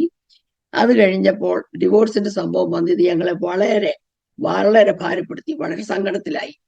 ആ സമയത്ത് പിന്നെ വലിയ ദുഃഖത്തിലായി. എങ്ങനെ ഇതിനൊന്ന് അപ്പുറം കിടക്കുമെന്ന് ഓർത്ത് ഭാരപ്പെട്ടിരുന്നപ്പോൾ 2012 വളരെ സങ്കടപ്പെട്ട് കരഞ്ഞുകൊണ്ടിരുന്നപ്പോൾ ആരോ എനിക്കൊരു നമ്പർ തന്നു. നാട്ടിലുള്ള വളരെ പ്രശസ്തനായ ഒരു പാസ്റ്ററുടെ നമ്പർ. ഞാൻ അദ്ദേഹത്തെ വിളിച്ചിട്ട് പറഞ്ഞു, പാസ്റ്ററെ, ഞാൻ എൻ്റെ പേരിനതാണ്, ഞാൻ ഇന്നടത്തൊന്ന് വിളിക്കുക. അപ്പൊ എന്നോട് ചോദിച്ചു, വിശ്വാസിയാണോ എന്ന് ചോദിച്ചു. ഞാൻ ദൈവത്തിൽ വിശ്വസിക്കുന്ന ആളാ, അല്ലാതെ വിശ്വാസത്തിലേക്ക് വന്നിട്ടില്ല. എനിക്ക് വേണ്ടി ഒന്ന് പ്രാർത്ഥിക്കാമോ? ഞങ്ങളുടെ കുടുംബത്തിൽ വലിയ പ്രയാസങ്ങൾ കൂടി വർഷങ്ങളായി പോകുന്നു. ഒരു വിധത്തിൽ രക്ഷപ്പെടാൻ പറ്റുന്നില്ല, എന്ത് ചെയ്യണമെന്ന് അറിയത്തില്ല എന്ന് പറഞ്ഞപ്പോൾ അദ്ദേഹം പറഞ്ഞു പ്രാർത്ഥിക്കാം. അദ്ദേഹം പ്രാർത്ഥിച്ചു. 2 ദിവസം കഴിഞ്ഞ് തിരിച്ചു വിളിച്ചു. അപ്പോൾ എന്നോട് പറഞ്ഞു, നിങ്ങൾക്ക് വളരെ പ്രയാസമുണ്ട്, എന്താണെന്ന് എനിക്ക് മനസ്സിലായിട്ടുണ്ട് എന്ന് പറഞ്ഞു. അപ്പം ഞാൻ ചോദിച്ചു, ഇതിന് പരിഹാരം എന്തുവാ? അപ്പം പറഞ്ഞു 2 ദിവസം കഴിയുമ്പോൾ വിളിക്കാൻ പറഞ്ഞു. 2 ദിവസം കഴിഞ്ഞ് വീണ്ടും വിളിച്ച സമയത്ത് അദ്ദേഹം പറഞ്ഞു, ഇനി 2 ദിവസം കൂടെ കഴിഞ്ഞ് വിളിക്കാൻ. 3ാമത്തെ പ്രാവശ്യം ഞാൻ വിളിച്ചപ്പോൾ അദ്ദേഹം അവിടെ ഇരുന്നുകൊണ്ട് പറഞ്ഞു, ഞാൻ ഇവിടെ ഇല്ലെന്ന് പറഞ്ഞേരെ. പിന്നെ എനിക്കത് കേട്ടപ്പോൾ വലിയ വിഷമമായി. ഞാൻ അദ്ദേഹത്തിന് പറഞ്ഞ ആളിനോട് പറഞ്ഞു, അദ്ദേഹത്തോട് പറഞ്ഞു തരാം, ഞാൻ ഇനി ഒരിക്കലും വിളിക്കത്തില്ല. ഞാൻ ചോദിക്കട്ടെ, എൻ്റെ ദൈവത്തിന് എന്നെ വിടുവിക്കാൻ പറ്റുമോന്ന്. ആ സമയത്ത് ഞാൻ എൻ്റെ അടുക്കളയിൽ വന്ന് മുട്ടുകുത്തി. ഞാൻ നിലവിളിച്ചുകൊണ്ട് പറഞ്ഞു, കർത്താവേ, ജീവിച്ചിരിക്കുന്ന ഒരു ദൈവമുണ്ടെങ്കിൽ, ജീവിച്ചിരിക്കുന്ന ദൈവമാണ് ഈ ലോകത്തിലുള്ളവരെ നടത്തുന്നതെങ്കിൽ എനിക്ക് ഒരു വിടുതൽ വേണം. അപ്പ സ്വർഗത്തിൽ എന്നൊക്കെ കൃപകളും കൃപാവരങ്ങളും ഉണ്ടോ അതെല്ലാം എനിക്ക് തരണം. പിന്നെ ഞാൻ അങ്ങേ വിട്ടു പോകത്തിൽ 4 കാര്യം ദൈവവുമായി പ്രോമിസ് ചെയ്ത് ഞാൻ. 1, സ്വർഗത്തിലുള്ള എന്തൊക്കെ കൃപകളും കൃപാവരങ്ങളും ഉണ്ട് അതെല്ലാം എനിക്ക് തരണം. അത് ഞാൻ ദൈവരാജ്യ മഹത്വത്തിനും മറ്റുള്ളവരുടെ വിടുതലിനും മാത്രം ഉപയോഗിക്കും. അതും കൊണ്ട് ഒരു ധനം ഉണ്ടാക്കുകയോ അതുകൊണ്ട് വ്യാപാരം ചെയ്യുകയോ ചെയ്യത്തില്ല. 2, എൻ്റെ തലയിൽ ഞാനൊരു കൊട്ട വെക്കുക, അത് നിറച്ച് പ്രാർത്ഥന റിക്വസ്റ്റ് എനിക്ക് തരണം. ഓരോന്നെടുത്ത് ഞാൻ പ്രാർത്ഥിക്കാൻ എൻ്റെ തമ്പുരാൻ അവർക്ക് മറുപടി കൊടുക്കണം. എൻ്റെ കൊട്ട ഒരിക്കലും എംപ്റ്റി ആയി പോകരുത്. 3, എന്നിൽ നിന്ന് എന്നെ എടുത്തു മാറ്റണം. എന്നിൽ പരിശുദ്ധാത്മാവ് നിറയണം. എൻ്റെ സ്വഭാവമോ എൻ്റെ സംസാരമോ എൻ്റെ ആലോചന എന്നിൽ ഉണ്ടാകരുത്. എന്നെ ഒരു പുതിയ വ്യക്തിയാക്കി തീർക്കണം. 4, ഞാൻ കർത്താവിന്റെ സന്നിധിയിൽ നിന്ന് ഒരു ചുവടെങ്കിലും പുറകോട്ട് മാറിയെങ്കിൽ എന്നെ ഈ ലോകത്തിൽ വെച്ചേക്കരുത്. അന്ന് എന്നെ സ്വർഗത്തിലേക്ക് എടുത്തോണം. എനിക്ക് പിന്നെ ജീവിക്കേണ്ട ആവശ്യമില്ല. അങ്ങനെ പറഞ്ഞു കഴിഞ്ഞപ്പോൾ കർത്താവിന്റെ ശബ്ദം കേൾക്കാനിടയായി. കർത്താവ് എന്നോട് സംസാരിച്ചു, ഞാൻ മുന്തിരിവള്ളിയും നിങ്ങൾ കൊമ്പുകളുമാകുന്നു. എന്നിൽ വസിച്ചാൽ നീ വളരെ ഫലം കായ്ക്കും. അത് ഒരു രാത്രി വെളുപ്പിന് എൻ്റെ അടുക്ക വന്ന് സംസാരിക്കുന്ന പോലെ എനിക്ക് തോന്നി. ഞാൻ പെട്ടെന്ന് എഴുന്നേറ്റ് മുട്ടേ കുത്തി നിന്നു. ഞാൻ ചോദിച്ചു, അപ്പാ, ദൈവമാണ് എന്നോട് സംസാരിക്കുന്നത്, ഇത് എവിടെയാണ് എഴുതി വെച്ചിരിക്കുന്നത്, എനിക്കറിയത്തില്ല. അപ്പൊ പറഞ്ഞു, യോഹന്നാന്റെ സുവിശേഷം 15-ാം അധ്യായം 5-ാം വാക്യം വായിക്കാൻ പറഞ്ഞു. ഞാൻ വേദപുസ്തകം എടുത്ത് വായിച്ചു, അത് കണ്ടു. ഇങ്ങനെ ഇരിക്കുമ്പോൾ ഈ സമയത്ത് ഞങ്ങൾ 2 പേരും ഓർത്തഡോക്സിൽ വളരെ സജീവമായിട്ട് നിൽക്കുന്ന സമയത്ത് വളരെ ഹൃദയം നുറുങ്ങി ചർച്ചിലുള്ളവരെല്ലാം ഞങ്ങളെ പഠിക്കാൻ തുടങ്ങി മോന്റെ വിഷയം കൊണ്ട്. ഞങ്ങളായിട്ട് തുടങ്ങിയ ചർച്ച ആണെങ്കിൽ പോലും ആരും ഞങ്ങൾക്ക് കൂട്ടില്ല. സഹോദരങ്ങൾ ഞങ്ങളെ കൈവിട്ടു, എല്ലാവരും കൈവിട്ടു. എല്ലാവരും ഞങ്ങളെ പഠിക്കാൻ ഞങ്ങൾ അങ്ങ് വളരെ ഹൃദയം തകർന്ന് ഒരു ദിവസം ഒരു ഞായറാഴ്ച കുർബാന കണ്ടുകൊണ്ടിരിക്കുമ്പോൾ ഞാനൊരു കാഴ്ച കാണുക. ക്രൂശിൽ തൂങ്ങിക്കിടക്കുന്ന കർത്താവ്, തലയിൽ മുൾക്കിരീടമുണ്ട്, മുഖത്തൂടെ രക്തം ഒഴുകുന്നു. വളരെ അസ്വസ്ഥനായിട്ട് തല ഇങ്ങനെ ചെരിച്ചുകൊണ്ട് അങ്ങോട്ടും ഇങ്ങോട്ടും ചെരിച്ചുകൊണ്ട് എന്നെ നോക്കി പറയുക, ഇത് ഞാൻ നിനക്ക് വേണ്ടി സഹിച്ചതാ, ഇത് നിനക്ക് വേണ്ടിയാണ് ചെയ്ത കാര്യമാ, നീ ഇവിടുന്ന് ഇറങ്ങണം, ഞാൻ നിന്നെ എന്റെ വേലയ്ക്ക് വേണ്ടി ഉപയോഗിക്കും. അത് കണ്ടപ്പോൾ ഞാൻ പൊട്ടിക്കരഞ്ഞു. കർത്താവെ, ഞാൻ എന്തോ കാഴ്ചയാ കാണുന്നേ, ഇതെന്തുവായി കാണുന്നേ. ഞാൻ ഹൃദയം നുറുങ്ങി കരഞ്ഞു. ഞാൻ അവിടെ കുർബാന തീരുന്നിടം വരെ ഒരു വിധത്തിൽ പിടിച്ചു നിന്നു. ഞാൻ വെളിയിൽ വന്ന് കാറെ വന്ന് കയറിയിരുന്നു. അവിടെ ഇരുന്ന് കരഞ്ഞുകൊണ്ടിരുന്നു. ഇതെന്തുവാ എനിക്ക് സംഭവിക്കുന്നേ. ആ സമയത്ത് മധുവായി അച്ഛനെ സഹായിച്ചുകൊണ്ടിരുന്ന ജോയിച്ചാൻ ഇറങ്ങി വന്നു. എന്റെ കൂടെ കാറെ വന്നിരുന്നേച്ച് ചോദിച്ചു, ഇന്ന് എന്തോ പറ്റി, എന്താ വിഷമിച്ചു വന്നിരിക്കുന്നേ. അപ്പൊ ഞാൻ പറഞ്ഞു, ഞാൻ ഇങ്ങനെ ഒരു കാഴ്ച കണ്ടു, എന്താ എനിക്കറിയത്തില്ല, മനസ്സിലാതെ എനിക്ക് ഭയമായി പോയെന്ന് പറഞ്ഞു. അപ്പൊ എന്നോട് പറഞ്ഞെടി, ഞാൻ ദൈവശബ്ദം കേട്ടു മധുവായി വെച്ച്. എന്നോടൊരാൾ വന്ന് പറഞ്ഞു, നീ ഹല്ലേലൂയ പറഞ്ഞിട്ട് ഇവിടുന്ന് ഇറങ്ങിപ്പോ എന്ന് പറയുന്ന ഒരു ശബ്ദം ഞാൻ കേട്ടു. ഭയന്ന് ഞാൻ പറഞ്ഞില്ല, പറഞ്ഞവരെല്ലാം കൂടെ എന്നെ ഇറക്കി വിടും, അതുകൊണ്ട് ഞാനും ഇങ്ങ് ഇറങ്ങിപ്പോരുക എന്ന് പറഞ്ഞു. ഞങ്ങൾ രണ്ടുപേരെ അങ്ങനെ ഒരു ദിവസം ഒരേ സമയത്ത് കർത്താവ് തൊട്ടു. ഏറ്റവും അധികം ദുഷിക്കുകയും അന്യഭാഷയെ ദുഷിക്കുകയും ബന്ധുക്കോസുകാരോട് പള്ളു പറയുകയും ചെയ്ത് എന്നെ കർത്താവ് പിടിച്ചു. ആമേൻ. എന്റെ ചിന്ത മാറി, എന്റെ ആലോചന മാറി, എന്റെ ജീവിതം അന്നോട്ട് മാറാൻ തുടങ്ങി. ആമേൻ, സ്തോത്രം. അതിനു മുമ്പും പല പ്രാവശ്യം കർത്താവിന്റെ ശബ്ദം കേട്ടിട്ടുണ്ട്. പല പ്രാവശ്യം ഈ കഷ്ടങ്ങൾ കൂടിയൊക്കെ പോയപ്പോൾ ആത്മഹത്യ ചെയ്യണമെന്ന് ഓർത്ത് ശ്രമിച്ചിട്ടുണ്ട്. കാറെ കയറിയിരുന്ന് അടുത്തൊരു ലേക്കുണ്ട്, വണ്ടി സഹിതം ലേക്കിലേക്ക് ചാടണമെന്ന് ഓർത്ത് വണ്ടി ഓണാക്കി രാത്രി 12 മണിക്ക് ലേക്കിന്റെ അരിയിൽ പോയിരുന്നു. എന്റെ ഭർത്താവിന് ജോലിയാ, കുഞ്ഞുങ്ങൾ രണ്ടുപേരും കോളേജിലാ. ആ സമയത്ത് ഞാൻ കാറിലിരുന്ന് ചാട്ടിയാൽ വണ്ടി സഹിതം ലേക്ക് പോകണം എന്നുള്ള ഉദ്ദേശത്തോടെ അവിടെ ഇരിക്കുന്ന സമയത്ത് എന്റെ കാറിൽ ഫോണുണ്ട്, ഫോൺ അടിച്ചു. ഞാൻ ഹലോ വെച്ചപ്പം ജോയിച്ചാന്റെ ശബ്ദം, നീ എവിടാന്ന് ചോദിച്ചു. ഓ, ഞാൻ വീട്ടിലുണ്ട്. എന്തുകൊടുക്ക, ഉറങ്ങിയില്ലേ? ഇല്ല, ഞാൻ ഇന്ന് നേരത്തെ വീട്ടിൽ വരും, ഉറങ്ങരുത്, ഞാൻ വന്നിട്ടേ ഉറങ്ങാവുള്ളൂ. ജോയിച്ചാൻ ജോലി ചെയ്യുന്ന വൈകിട്ട് 5 മണി തൊട്ട് വെളുപ്പിനെ 2 മണി വരെയാ. ഇന്നെ വിളിക്കുന്നത് രാത്രി 12 മണിക്ക്. അപ്പോൾ അത് കേട്ട് കഴിഞ്ഞപ്പോഴേ എനിക്കൊരു സുബോധം വന്നു. ഞാൻ വിചാരിച്ചു, ഞാൻ എന്താ പോയി ചെയ്യുന്നേ. ഞാൻ തിരിച്ച് വെളുപ്പം വീട്ടിലോട്ട് വന്നു. ഞാൻ അവിടെ കാത്തിരിക്കുക. അദ്ദേഹം വന്നത് 2:30. അപ്പൊ ഞാൻ ചോദിച്ചു, എന്താ എന്നെ വിളിച്ച് നേരത്തെ വരുമെന്ന് പറഞ്ഞിട്ട് എന്തിനാ അത്രയും താമസിച്ചു പോയെ. ഞാൻ നിന്നെ വിളിച്ചില്ലെന്ന് പറഞ്ഞു. നിനക്കറിയാമല്ലോ, എന്റെ ലഞ്ച് ടൈമിൽ മാത്രമേ ഫോൺ ചെയ്യാനൊക്കത്തില്ല, ഇന്നും ലഞ്ച് ടൈമിൽ എന്നെ വിളിക്കും, ഞാൻ നിന്നെ വിളിച്ചില്ല എന്ന് പറഞ്ഞു. അപ്പൊ ഞാൻ ചോദിച്ചു, എന്നെ പിന്നെ വിളിച്ചതാരാ, എന്നോട് സംസാരിച്ചതാരാ. അപ്പൊ എനിക്ക് മനസ്സിലായി, എന്റെ കർത്താവാണ് എന്നോട് സംസാരിച്ചത്. ജോയിച്ചാന്റെ ശബ്ദത്തിൽ എന്നോട് സംസാരിച്ചു. അതല്ലായിരുന്നവരെ അന്ന് എന്റെ ജീവനെ അപകടപ്പെടുത്തിയേനെ. അന്ന് തൊട്ട് ഇത് തെറ്റാണെന്നും അങ്ങനെ ഇരുന്ന് വീണ്ടും ഓർത്തഡോക്സിലാണെങ്കിൽ കൂടുതൽ സമയം പ്രാർത്ഥിക്കാൻ തുടങ്ങി. അങ്ങനെ ഇങ്ങനെ മുന്നോട്ട് വന്ന് 2012 ഈ ചർച്ചിൽ നിന്ന് ഞങ്ങൾ പോന്നു കഴിഞ്ഞ് തിരിച്ച് വീട്ടിലോട്ട് പോകുന്ന വഴിക്ക് ഞാൻ ചോദിച്ചു, നമ്മൾ എവിടെ പോകും, നമുക്കിനി ആരെയും അറിയത്തില്ല, ഇവിടെ പല ബന്ധുക്കോസ് ചർച്ചകളുണ്ട്, അവിടെ ഒന്നും പോകാൻ നമുക്ക് ഇഷ്ടമില്ല. അപ്പൊ അദ്ദേഹം പറഞ്ഞു, നമുക്ക് എവിടെ പോകും, ഇനി നമുക്ക് ആലോചിക്കാം. ഇങ്ങനെ പറഞ്ഞപ്പോ ഞാൻ പറഞ്ഞു, വിളിച്ചത് ദൈവമാണെങ്കിൽ വഴിയും ദൈവം തുറക്കും, ദൈവം എങ്ങോട്ട് തിരിക്കുന്നു അങ്ങനെ നമുക്ക് പോകാം. ഇങ്ങനെ പറഞ്ഞ് ഞങ്ങള് തിരിച്ച് വീട്ടിൽ വന്നു. ആ ആഴ്ചയില് ഞങ്ങളുടെ കടയിൽ ഒരു ചെറുപ്പക്കാരൻ ദൈവദാസൻ വന്നു.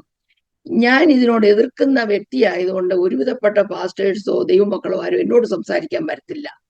അദ്ദേഹത്തോട് പിന്നെയും പറയും, എന്നോട് സംസാരിക്കാൻ വരത്തില്ല.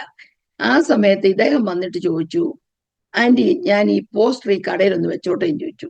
ഒരിക്കലും ഞാൻ സമ്മതിക്കാത്ത ഞാൻ അന്ന് പറഞ്ഞു, വെച്ചോളാൻ പറഞ്ഞു. ഞാൻ ചോദിച്ചു, എന്തോ പോസ്റ്റർ? അന്നേരം പറഞ്ഞു, അടുത്ത വീക്കിന് ഇവിടെ ഒരു കൺവെൻഷൻ ഉണ്ട്, നിങ്ങൾക്ക് വരാമെങ്കിൽ വരാൻ പറഞ്ഞു. അപ്പം ഞാൻ ചോദിച്ചു, വന്നാൽ എന്റെ വിഷയം മാറുമോ? അപ്പം പാസ്റ്റർ പറഞ്ഞു, അതെനിക്ക് ഗ്യാരണ്ടി ചെയ്യാനൊക്കത്തില്ല, ഞാൻ നിങ്ങൾക്ക് വേണ്ടി പ്രാർത്ഥിക്കാം. ഇത്രയും പറഞ്ഞു. ആ പോസ്റ്റർ അവിടെ ഒട്ടിച്ചു. ആ വെള്ളിയാഴ്ചത്തെ കൺവെൻഷന് ഞങ്ങൾ രണ്ടുപേരും പോയി. അവിടെ ചെന്നു കൺവെൻഷൻ നോക്കുമ്പം സ്ത്രീകളൊക്കെ നിന്ന് ഭയങ്കരമായിട്ട് ചാടുന്നു, തുള്ളുന്നു, ഹല്ലേലൂയ പറയുന്നു, ബഹളം വെക്കുന്നു. ഞാൻ പറഞ്ഞു, ഇതൊന്നും എനിക്ക് പറ്റിയതല്ല, ഓർത്തഡോക്സിൽ പെണ്ണുങ്ങൾ സാധാരണ പാട്ടുപാടും, അല്ലെങ്കിൽ അങ്ങനെയല്ലല്ലോ. ഇതൊന്നും സ്ത്രീകൾക്ക് പറ്റിയതല്ലല്ലോ. എനിക്ക് വളരെ അസ്വസ്ഥത തോന്നി. ഞങ്ങൾ തിരിച്ചു വീട്ടിൽ വന്നു. ശനിയാഴ്ച ഞാൻ പോയില്ല. ശനിയാഴ്ച ജോയിച്ചാൻ പോയിട്ട് അവിടെ നിന്ന് എന്നെ വിളിച്ചിട്ട് പറഞ്ഞടി, ഞായറാഴ്ച നമ്മുടെ വീട്ടിൽ ഒരു 5-6 പേര് വരും, നീ ആഹാരം ഉണ്ടാക്കണം. ഒരു 2-3 പാസ്റ്റേഴ്സും കുറച്ച് ആൾക്കാരും നമ്മുടെ വീട്ടിൽ വരുന്നുണ്ട്, നമുക്ക് ആഹാരം ഉണ്ടാക്കി കൊടുക്കണം. ഞാൻ പറഞ്ഞു ശരി, എനിക്ക് ആഹാരം ഉണ്ടാക്കി കൊടുക്കുന്ന വലിയ ഇഷ്ടമുള്ള ആളാണ്. അപ്പൊ ഞാൻ പറഞ്ഞു ശരി, കൊണ്ടുവരാൻ പറഞ്ഞു. ഞായറാഴ്ച വൈകിട്ട് അവർ വീട്ടിൽ വന്നു. കുറെ സമയം ഞങ്ങൾ ഇന്ന് സംസാരിച്ചു. അത് കൂടെ വന്ന ഒരു ദൈവദാസൻ ഞങ്ങൾക്ക് മാത്രം അറിയാവുന്ന ഞങ്ങളുടെ കുടുംബത്തെ കുറിച്ചുള്ളൊരു കാര്യം വ്യക്തമാക്കി. അദ്ദേഹം ഇത് പറഞ്ഞപ്പോൾ ഞാൻ ചിന്തിച്ചു, ഇത് ഇദ്ദേഹത്തിന് എങ്ങനെ അറിഞ്ഞു? ഒരു മനുഷ്യർക്കും അറിയത്തില്ല, ഞങ്ങൾക്ക് മാത്രം അറിയാവുന്ന കാര്യമാണല്ലോ ഇത്. അപ്പോൾ അതെന്നെ ചിന്തിപ്പിച്ചു, ഇതിനകത്ത് എന്തോ കാര്യമുണ്ടല്ലോ. ഇതല്ലെങ്കിൽ അദ്ദേഹം എങ്ങനെയാണ് ഞങ്ങളെപ്പറ്റി ഇത്രയും കൃത്യമായിട്ട് പറഞ്ഞത്? വളരെ ശ്രദ്ധയോടെ അവർ പറഞ്ഞ കാര്യങ്ങളൊക്കെ കേട്ടു. എന്നാലും മനസ്സിന് മാറ്റം വന്നില്ല. അപ്പോൾ ആ ബുധനാഴ്ച അദ്ദേഹം ഇവരെ 2-3 പേര് വീണ്ടും കടയിൽ വന്നു. വൈകിട്ട് വന്നു.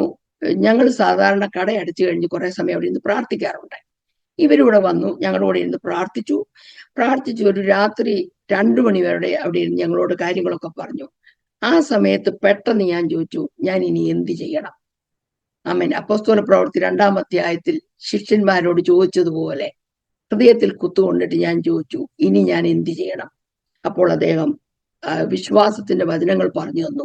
അന്ന് ഞങ്ങൾ 2 പേരും ഒന്നിച്ച് കർത്താവായ യേശുവിനെ രക്ഷിതാവും കർത്താവുമായി സ്വീകരിച്ചു. ആ സമയം മുതൽ ഞങ്ങളുടെ ജീവിതം മാറാൻ തുടങ്ങി. ആ സമയം മുതൽ എൻ്റെ സ്വഭാവം മാറി, എൻ്റെ ചിന്ത മാറി, എൻ്റെ സംസാരം മാറി, എൻ്റെ ആലോചന മാറി.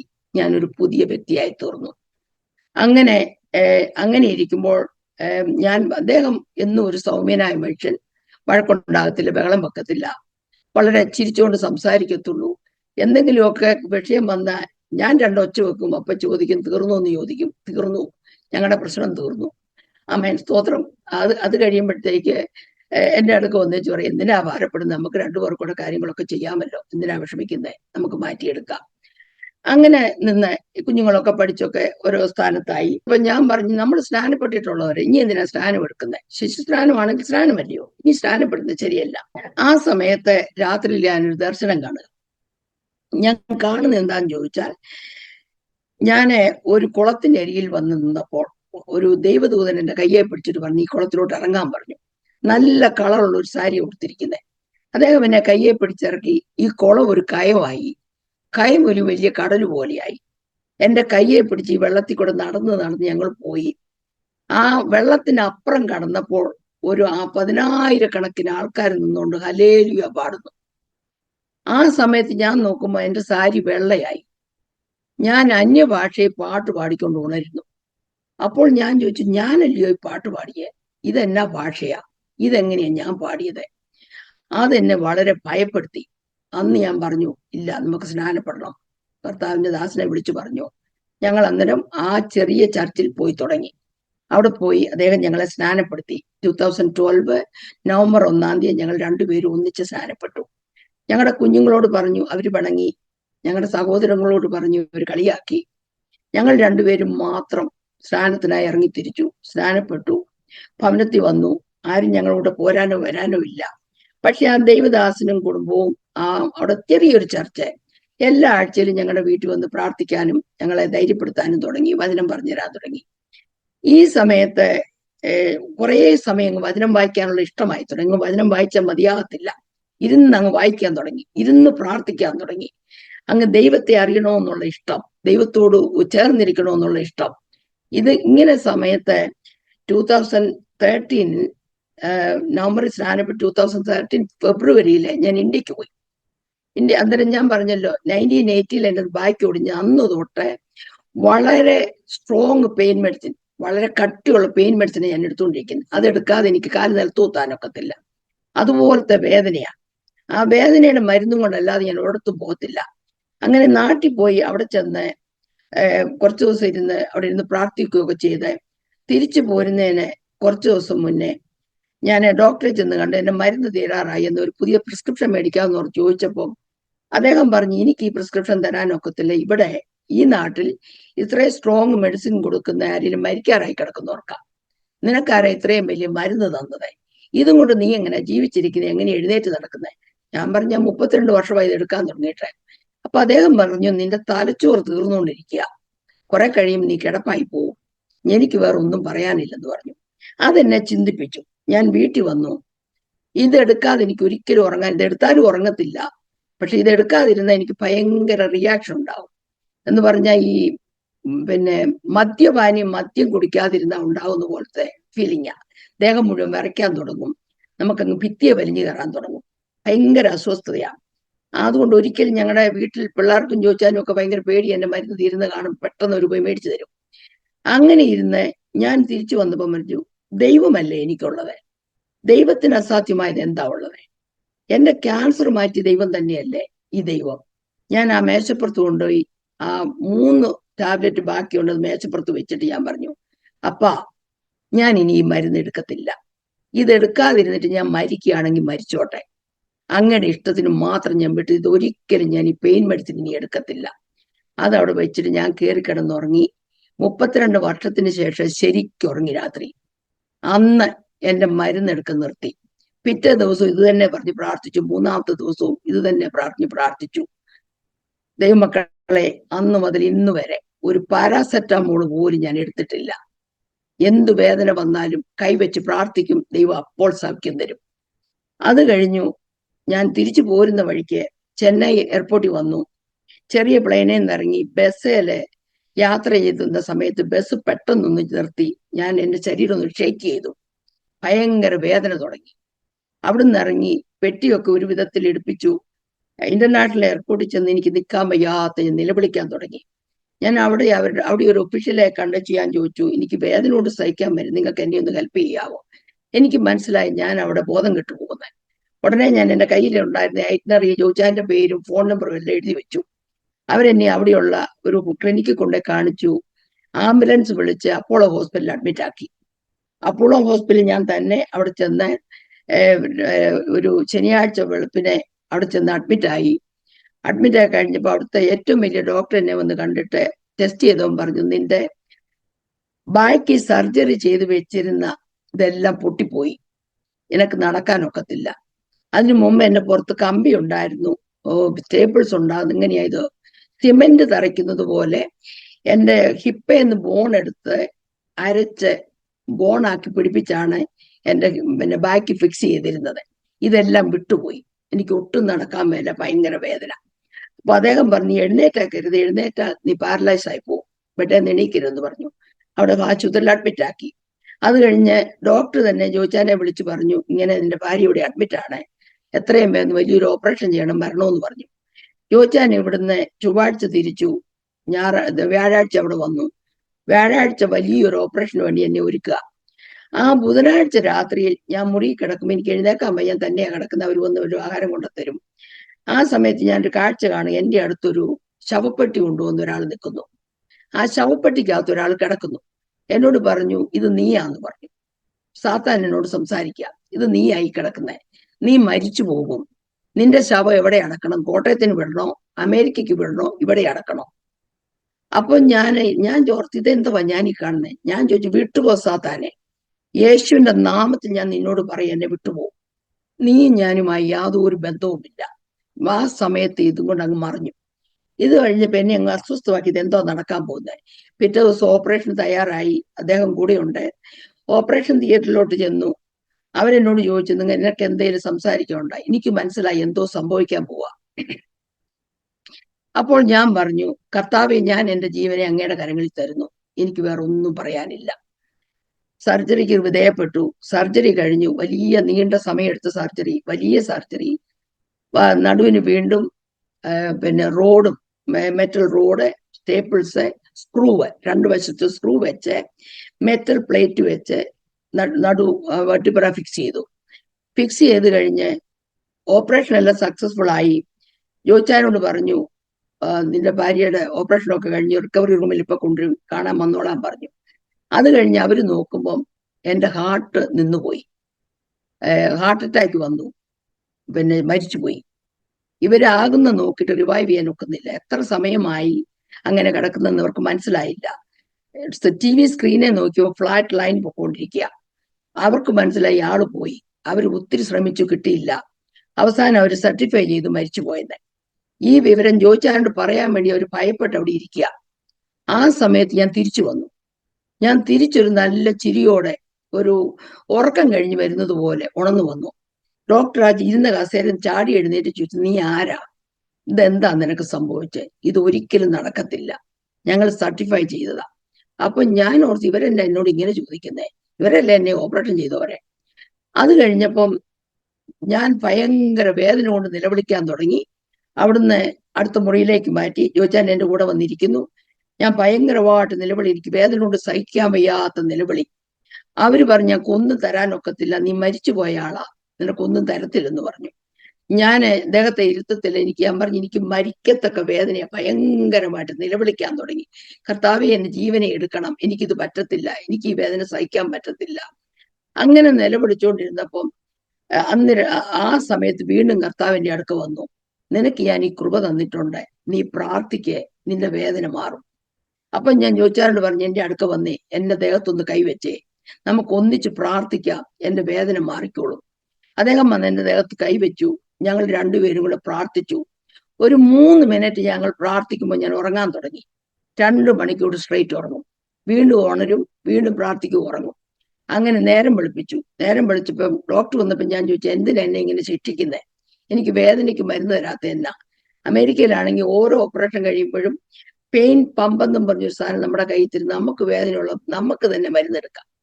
ഞാൻ ഇങ്ങനെ പഠിച്ച ആളാ. അദ്ദേഹം പറഞ്ഞു, നിനക്ക് ഇനി ഒരിക്കലും ഒരു നാർക്കോട്ടിക്കോ ഒരു സ്ട്രോങ് മെഡിസിൻ നീ എടുത്തേക്കരുതേ, എടുത്താൽ നീ മരിച്ചു പോകും, നിന്റെ ഹാർട്ട് നിന്ന് പോകും എന്ന് പറഞ്ഞു.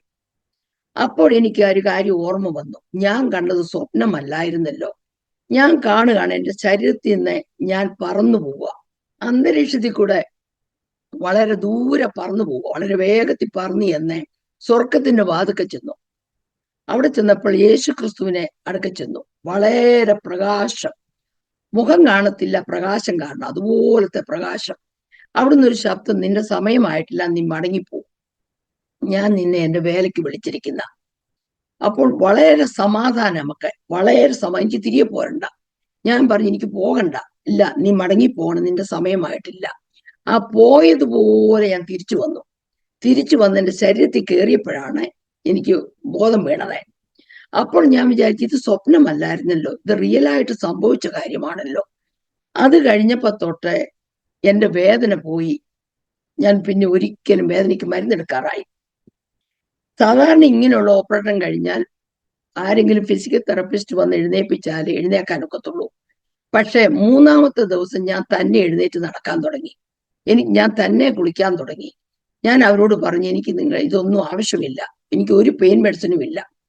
അങ്ങനെ ഇരുന്നപ്പോ എന്നെ ചികിത്സിച്ച ഡോക്ടർ അവിടെ വന്നിട്ട് എന്നോട് ചോദിച്ചു, നീ എപ്പം നോക്കിയാലും ഒരു പുസ്തകം വായിക്കുന്നല്ലോ, നീ എപ്പം നോക്കിയാലും പ്രാർത്ഥിക്കുന്നു, എന്തുവാ നീ ചെയ്യുന്നതെന്ന് ചോദിച്ചു. അപ്പൊ ഞാൻ അദ്ദേഹത്തോട് പറഞ്ഞു, ഞാൻ വേദപുസ്തകമാണ് വായിക്കുന്നേ, യേശുവാണ് ദൈവം, യേശുവിനോട് പ്രാർത്ഥിച്ച് എന്റെ വേദന മാറി, എനിക്ക് വേദനയില്ലാതായത്, യേശു ക്രിസ്തു എന്നെ സൗഖ്യമാക്കി.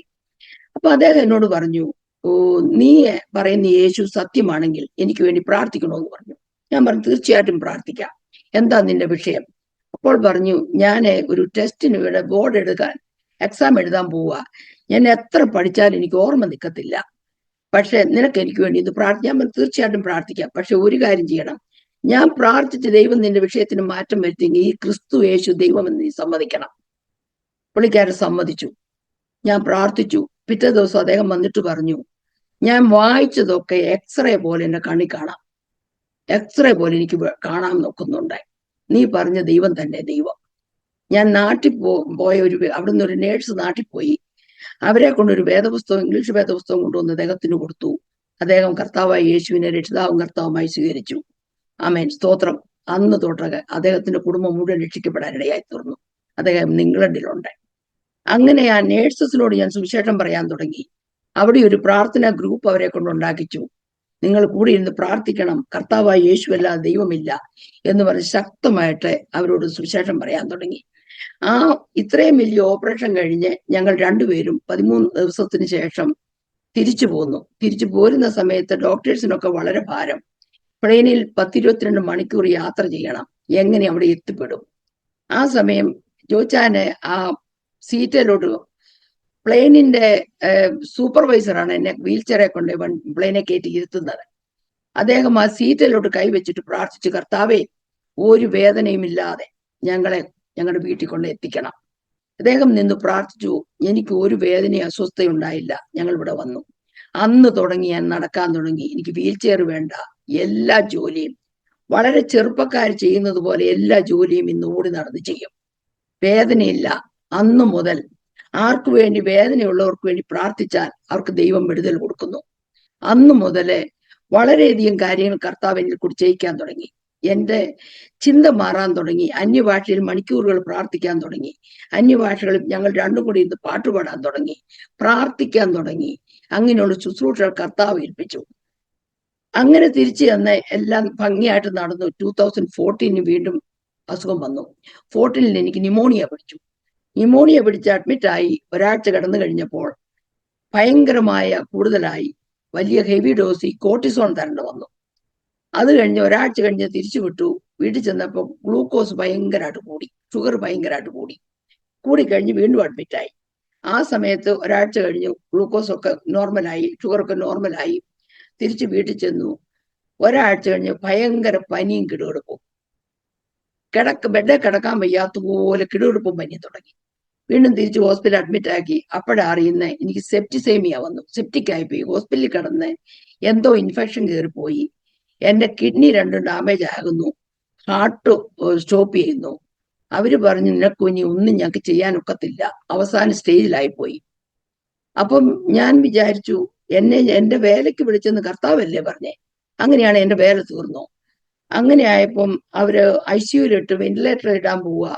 മക്കളെയും ചോദിച്ചാനെയും ഒക്കെ വിളിച്ചിട്ട് പറഞ്ഞു, മരിച്ചു പോകും, ഇന്ന് രാത്രി നേരം വെളുക്കത്തില്ല, നിങ്ങൾക്ക് ഏത് ഫ്യൂണറൽ ഹോമിലാക്കണോ അതിനു വേണ്ടിയുള്ള കാര്യങ്ങളൊക്കെ ചെയ്തു, നേരം വെളുക്കുന്നതിന് മുമ്പ് ആള് മരിച്ചു പോകുമെന്ന് പറഞ്ഞു. ആ സമയത്ത് എൻ്റെ ഒരു കൂട്ടുകാരി എൻ്റെ അടുക്ക് വന്നിരിപ്പുണ്ട്. അവള് നിലവിളിച്ച് കരയാൻ തുടങ്ങി. അപ്പൊ എനിക്കിതൊന്നും മനസ്സിലായില്ല. അപ്പൊ ഞാൻ ചോദിഞ്ഞേ, ഇതെന്താ ഈ ഡോക്ടേഴ്സ് പറയുന്നേ? അന്നേരം അവള് കരഞ്ഞു പറഞ്ഞു, എനിക്കൊന്നും പറയാൻ പറ്റത്തില്ല എന്നും പറഞ്ഞ് കരഞ്ഞുകൊണ്ട് എഴുന്നേറ്റ് പോയി. ജോയിച്ചാനെ അവിടെയുള്ള ഡോക്ടേഴ്സും ചാപ്ലിൻ വന്ന് സമാധാനിപ്പിച്ചുകൊണ്ടിരിക്കുക. മക്കളൊക്കെ അവിടെ നിന്നുകൊണ്ട് കരയുന്നുണ്ട്. പക്ഷെ എനിക്ക് ഒരു ഫീലിംഗും ഇല്ല. ഞാൻ മരിക്കുകയാണല്ലോ എന്നോ അങ്ങനെയുള്ളൊരു വിഷമോ പേടി ഒന്നും എനിക്കില്ല. അപ്പൊ അവരോർത്ത് ഇതൊന്നും എനിക്ക് മനസ്സിലായില്ലെന്ന്. ഇത്രയും സീരിയസ് ആയതുകൊണ്ട് ഒന്നും മനസ്സിലാകാതെ ബുദ്ധി പറഞ്ഞു പോയതായിരിക്കും എന്നോർത്തു. ആ സമയത്ത് ഞാൻ ആ എമർജൻസി റൂമിലെ ബെഡേ കിടന്നുകൊണ്ട് ഞാൻ കർത്താവിനോട് ചോദിച്ചു, കർത്താവേ, എന്നെ അവിടുത്തെ വേലയ്ക്ക് വിളിച്ചെന്ന് പറഞ്ഞിട്ട് എന്റെ വേല തീർന്നെങ്കിൽ ഞാൻ വീട്ടിൽ വരാൻ തയ്യാറാണ്. എനിക്ക് യാതൊരു പേടിയില്ല. അങ്ങ് പറയുന്ന എന്ത് ചെയ്യാൻ ഞാൻ തയ്യാറാണ്. പക്ഷെ എന്നോട് സംസാരിക്കണമെന്ന് പറഞ്ഞു. ആ സമയത്ത് എന്നോട് പറയും, ഞാൻ തച്ചനാണ്, ഞാൻ നിനക്ക് പുതിയ അവയവങ്ങളെ തരും. അപ്പം ഞാൻ വിചാരിച്ചു, ഇത് എനിക്ക് തോന്നുന്നതാണോ, ഇതെന്തോ ഈ പറയുന്നേ? അപ്പം ഞാൻ പറഞ്ഞു, കർത്താവെ, ഒന്നുകൂടി ഒന്ന് സംസാരിക്കണം, ഇത് എനിക്ക് തോന്നുന്നതാണോ? അപ്പൊ എന്നോട് പറഞ്ഞു, I am the carpenter, I will make you new organs. അപ്പൊ എന്റെ മുഖത്തൊരു വലിയ ചിരി വന്നു. ഇവരൊക്കെ പറയുന്ന സംഭവം ഒന്നും എനിക്ക് നടക്കാൻ പോകുന്നില്ല. ആ സമയത്ത് ഒരു വലിയ സമാധാനം എനിക്ക് അങ്ങോട്ടുണ്ടായി. ഞാൻ മരിക്കത്തില്ല. എന്റെ അടുക്ക് വന്ന് നീ ജീവിക്കത്തില്ലെന്ന് പറഞ്ഞ ഡോക്ടർ തിരിച്ചു വന്നു. വന്നിട്ട് പറഞ്ഞു, ഞാൻ നിന്റെ പെടലി കിഴിച്ച് ഒരു ചെറിയ കാത്തർ നിന്റെ ഹാർട്ടിലോട്ടിട്ട് ഞാനൊരു മരുന്ന് പുഷ് ചെയ്യാൻ പോവുക, അത് വർക്ക് ചെയ്തെങ്കിൽ ജീവിക്കും. അപ്പൊ എന്റെ ബ്ലഡ് പ്രഷറൊക്കെ ഡ്രോപ്പ് ചെയ്തിട്ട് 29 അവർക്ക് ഇനി മെഷർ ചെയ്യാൻ വയ്യാതായി. ആ സമയത്ത് ഇദ്ദേഹം വന്ന് ചെയ്തപ്പോ ഞാൻ പറഞ്ഞു, ചെയ്തോ, എനിക്ക് വിരോധമില്ല, ചെയ്തോളാൻ പറഞ്ഞു. ഒന്നും ഒരു പെയിൻ മെഡിസിൻ ഒന്നും തരാൻ എന്റെ പെടലി കഴിച്ച് ഒരു കാത്തറ്റ് ഹാർട്ടിലിട്ട് മരുന്ന് തന്നു. അതോടെ ആ വിഷയം അങ്ങ് മാറിപ്പോയി. അവിടെ കുറച്ച് ദിവസം ഹോസ്പിറ്റലിൽ കിടന്നു. ആ കിടക്കുന്ന സമയത്തും അവിടെ വരുന്ന നേഴ്സസിന് വേണ്ടി പ്രാർത്ഥിക്കും. നടന്ന് ഓരോ മുറികളുടെ വാതിക്ക് പോയി ഇന്ന് പ്രാർത്ഥിക്കും. അങ്ങനെ എനിക്ക് പ്രാർത്ഥനയ്ക്ക് അങ്ങ് മതിയാകുന്നില്ല, അതുപോലത്തെ അവസ്ഥയായി. 2015 അങ്ങനെ അടുത്തൊരു ബൈബിൾ സ്കൂളുണ്ട്, അവിടെ ജോയിൻ ചെയ്തു. ഞാൻ ബൈബിൾ പഠിക്കാൻ തുടങ്ങി. BTH എടുത്തു, ഗ്രാജുവേറ്റ് ചെയ്തു. അതിനോടിടയ്ക്ക് അദ്ദേഹം എൻ്റെ കൂടെ വന്ന് ജോയിൻ ചെയ്തു. 2 വർഷത്തെ കോഴ്സ് എടുത്തു. 2018 ഞാൻ ഗ്രാജുവേറ്റ് ചെയ്തു. 19 ജോയിച്ചാൻ ഗ്രാജുവേറ്റ് ചെയ്തു. 2020 കൊറോണ തുടങ്ങി. ആ സമയത്ത് ഞങ്ങളുടെ മിനിസ്ട്രി രജിസ്റ്റർ ചെയ്തു. ഗോഡ്സ് ക്യാമ്പ് മിനിസ്ട്രി എന്ന് പേരിട്ടു. കർത്താവ് ആവശ്യപ്പെട്ടതാണല്ലോ, അത് ചെയ്യാതിരിക്കാൻ പറ്റത്തില്ലല്ലോ എന്നുള്ള ചിന്തയോടെ. ഇതിനോടിടയ്ക്ക് ഒരു കാര്യം ഞാൻ പറയാൻ വിട്ടുപോയി. 2016 ഞങ്ങൾ രണ്ടുപേരും കൂടെ ഇരുന്ന് ഒരു ശനിയാഴ്ച ഉച്ച കഴിഞ്ഞ് ജൂൺ 25 3 മണിക്ക് ഞങ്ങൾ രണ്ടും കൂടെ വേദപുസ്തകം വായിച്ചുകൊണ്ടിരിക്കുമ്പോൾ എന്റെ പുറകെ വന്നെന്ന് ഒരാൾ സംസാരിച്ചു, നീ ഒരു പ്രാർത്ഥനാലയം തുടങ്ങണം, സകല ജാതികൾക്കുള്ള പ്രാർത്ഥനാലയം ഒന്ന് വിളിക്കപ്പെടും, അവിടെ വരുന്ന രോഗികൾ സൗഖ്യമാകും, കുഷ്ഠരോഗികൾ ശുദ്ധരാകും, ബലഹീനരെ ബലപ്പെടുത്തണം, മരിച്ചവരെ ഉയർപ്പിക്കണം, സ്വർഗരാജ്യം പ്രസംഗിക്കണം. അപ്പൊ ഞാൻ പറഞ്ഞ അപ്പ കർത്താവിന് ആള് മാറിപ്പോയി, എനിക്കിതൊന്നും അറിയത്തില്ല, ഇതൊന്നും ചെയ്യാൻ എനിക്ക് അറിയത്തില്ല, എനിക്ക് പറ്റത്തില്ല, അങ്ങ് എന്നോടാണോ പറയുന്നത് അതോ ആള് മാറിപ്പോയതാന്ന് പറഞ്ഞു. ഉടനെ എന്നോട് പറഞ്ഞു, നീ നിന്റെ വേദപുസ്തകം തുറക്കെ, ഉൽപ്പത്തി പുസ്തകം 32 അധ്യായം വായിക്കേ, അതിന്റെ 2 വാക്യത്തില് എഴുതിയിരിക്കുന്ന പേരിടണം. ഇംഗ്ലീഷ് ബൈബിളിൽ കോട്സ് ക്യാമ്പ് എന്നായിട്ടേക്കുന്നത് ദൈവത്തിന്റെ സേന. ആ പേരില് ഞങ്ങൾ മിനിസ്ട്രി രജിസ്റ്റർ ചെയ്തു. 2000 കൊറോണ തുടങ്ങി. അതിനു മുമ്പ് ഞങ്ങൾ ഒരു പ്രാർത്ഥനാ ഗ്രൂപ്പ് ഓർഗനൈസ് ചെയ്തു. ഇത് നടന്നുകൊണ്ടിരുന്ന സമയത്ത് കൊറോണ തുടങ്ങി. കുറെ പേരൊക്കെ ഞങ്ങളുടെ കൂടെ ഉണ്ടായിരുന്നു. 2000 ജൂലൈക്ക് മുന്നേ ഈ എല്ലാം കടകളെല്ലാം അടച്ചു, എങ്ങും ആൾക്കാർ വെളിയിൽ പോകത്തില്ലെന്നായി, ചർച്ചുകളെല്ലാം അടച്ചു. ഞങ്ങളുടെ വീട്ടിലിരുന്ന് പ്രാർത്ഥിച്ചുകൊണ്ടിരിക്കുമ്പോൾ 2020 ജൂലൈ 3 രാത്രി 3 മണിക്ക് എന്റെ കർത്താവ് വീണ്ടും എന്റെ അടുക്ക വന്നു. 3 മണിക്ക് എന്റെ ബെഡിന്റെ അടുക്കൽ വളരെ തേജസ്സോടെ ഒരു വ്യക്തി വന്ന് നിൽക്കുന്നു. അപ്പോൾ ഞാൻ പറഞ്ഞു, ദൈവമേ, അങ്ങ് എന്റെ അടുക്ക വന്നു, എന്റെ കർത്താവെ, അങ്ങ് എന്റെ അടുക്ക വന്നോ, എന്റെ മുറി വന്നോ. ഞാൻ അങ്ങ് ഉണർന്ന് അങ്ങ് ഭയങ്കരമായിട്ട് എനിക്ക് ഭയന്നു. ഇതെന്തുവാ ഞാൻ ഈ കാണുന്നേ? എന്നോട് പറഞ്ഞു, നീ എഴുന്നേറ്റ് പ്രാർത്ഥിക്കണം, നിന്റെ ഭർത്താവ് രോഗിയാ. അപ്പം ഞാൻ പറഞ്ഞു, അദ്ദേഹത്തിന് രോഗമൊന്നുമില്ലല്ലോ കർത്താവേ, അദ്ദേഹം ഒരിക്കലും രോഗിയായിട്ടില്ലല്ലോ. അപ്പം വീണ്ടും പറഞ്ഞു, നീ എഴുന്നേറ്റ് പ്രാർത്ഥിക്കണം. അടയാള സഹിതം പറഞ്ഞു, അദ്ദേഹത്തിന് രോഗമാണ്, നീ എഴുന്നേറ്റ് പ്രാർത്ഥിക്കണം. അപ്പോൾ ഞാൻ ചോദിച്ചു, മാരകമായ രോഗമാണോ? അതെ. ദേഹം മുഴുവനായോ? ആയി. നീ എഴുന്നേറ്റ് പ്രാർത്ഥിക്കാൻ പറഞ്ഞു. അദ്ദേഹം കർത്താവ് അവിടുന്ന് മാറി. ആ സമയത്ത് എന്റെ മേലൊരു വലിയൊരു ഭാരം കയറ്റി വെച്ചതുപോലെ, ഇതെന്തുവാ ഞാൻ ഈ കാണുകയും കേൾക്കുകയും ചെയ്യുന്നേ? എനിക്കിത് മനസ്സിലാകുന്നില്ല. എനിക്ക് എന്റെ ഹൃദയം പൊട്ടിപ്പോകുന്നു.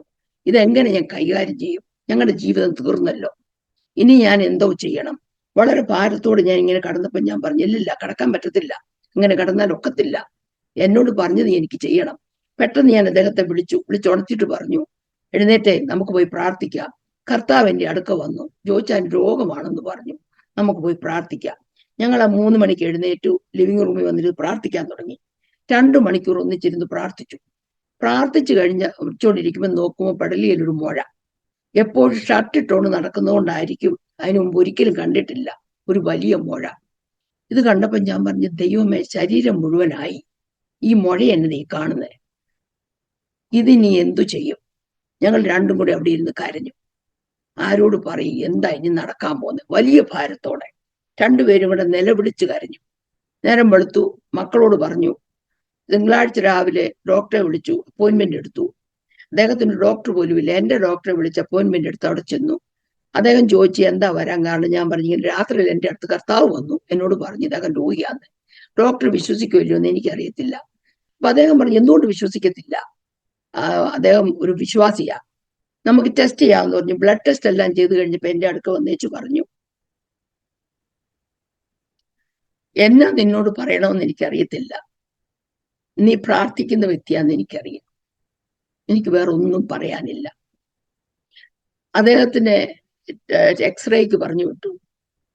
എന്നെ വന്ന് ഡോക്ടർ ഇങ്ങനെ കെട്ടിപ്പിടിച്ചുകൊണ്ട് പറഞ്ഞു, ശരിക്കും പ്രാർത്ഥിച്ചു, തീരുക എന്ന് പറഞ്ഞു. ആ സമയത്ത് ഞാൻ ഇദ്ദേഹത്തോട് ഇതൊന്നും പറഞ്ഞില്ല.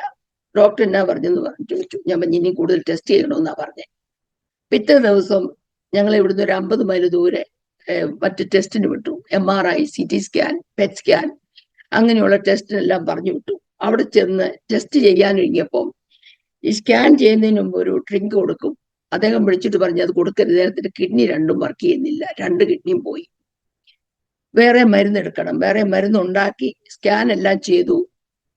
സ്കാനിന്റെ റിപ്പോർട്ട് വന്നു. വൈകിട്ട് വിളിച്ചിട്ട് പറഞ്ഞു, രണ്ടുപേരും കസേര വലിച്ചിരിക്കുക, എനിക്ക് നിങ്ങളോട് സംസാരിക്കണം. ഞങ്ങൾ രണ്ടുപേരോട് അവിടെ ഇരുന്നു. അദ്ദേഹം പറഞ്ഞത് കേട്ടു. അദ്ദേഹം പറഞ്ഞു, 2 ആഴ്ചയ്ക്ക് അവൻ മരിച്ചു പോകും, ഒന്നും ചെയ്യാനില്ല, ആർക്കും ഒന്നും ചെയ്യാനൊക്കത്തില്ല, ശരീരത്തിലെ സകല അവയവങ്ങളിലും ആയിപ്പോയി, 2 കിഡ്നിയും വർക്ക് ചെയ്യുന്നില്ല, ലിവറ്, പാൻക്രിയാസ്, ലങ്സ്, ഹാർട്ട്, സർവ്വബോണും പെടലിക്ക് മേളിലോട്ടല്ലാത്ത സർവ്വ അവയവങ്ങളിലും ആയിപ്പോയി. ഇനി ഒന്നും ചെയ്യാനില്ല. പ്രോസ്റ്റേറ്റിൽ തുടങ്ങിയത് അറിഞ്ഞില്ല. ബ്ലാഡറിന്റെ അടിയിൽ ഒരു വലിയ ട്യൂമർ വേറെ ഉണ്ട്. ഇതിനൊന്നും നമുക്കിനി ഒന്നും ചെയ്യാൻ സമയമില്ല. 2 ആഴ്ചയ്ക്കകം മരിക്കും. എന്തെങ്കിലും വിഷയമുണ്ടെങ്കിൽ ഹോസ്പിറ്റലിലോട്ട് പോക്കൂ, അവിടുന്ന് തിരിച്ച് വീട്ടിൽ വരത്തില്ല. അതിനുവേണ്ടി ഒരുങ്ങി വേണം പോകാൻ. ഉടനെ ഇദ്ദേഹം മിണ്ടാതെ ഒന്നും മനസ്സിലാകാത്ത പോലെ ഇരുന്നു.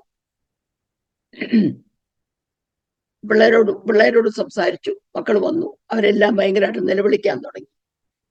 ഇദ്ദേഹം എല്ലാ റെക്കോർഡ്സ് എല്ലാം എടുത്ത് എന്നെ കൊണ്ട് തന്നു. ഇതൊക്കെയാണ് ബാങ്ക് അക്കൗണ്ടിൻ്റെ. ഞാനിതൊന്നും ചെയ്യാറില്ല.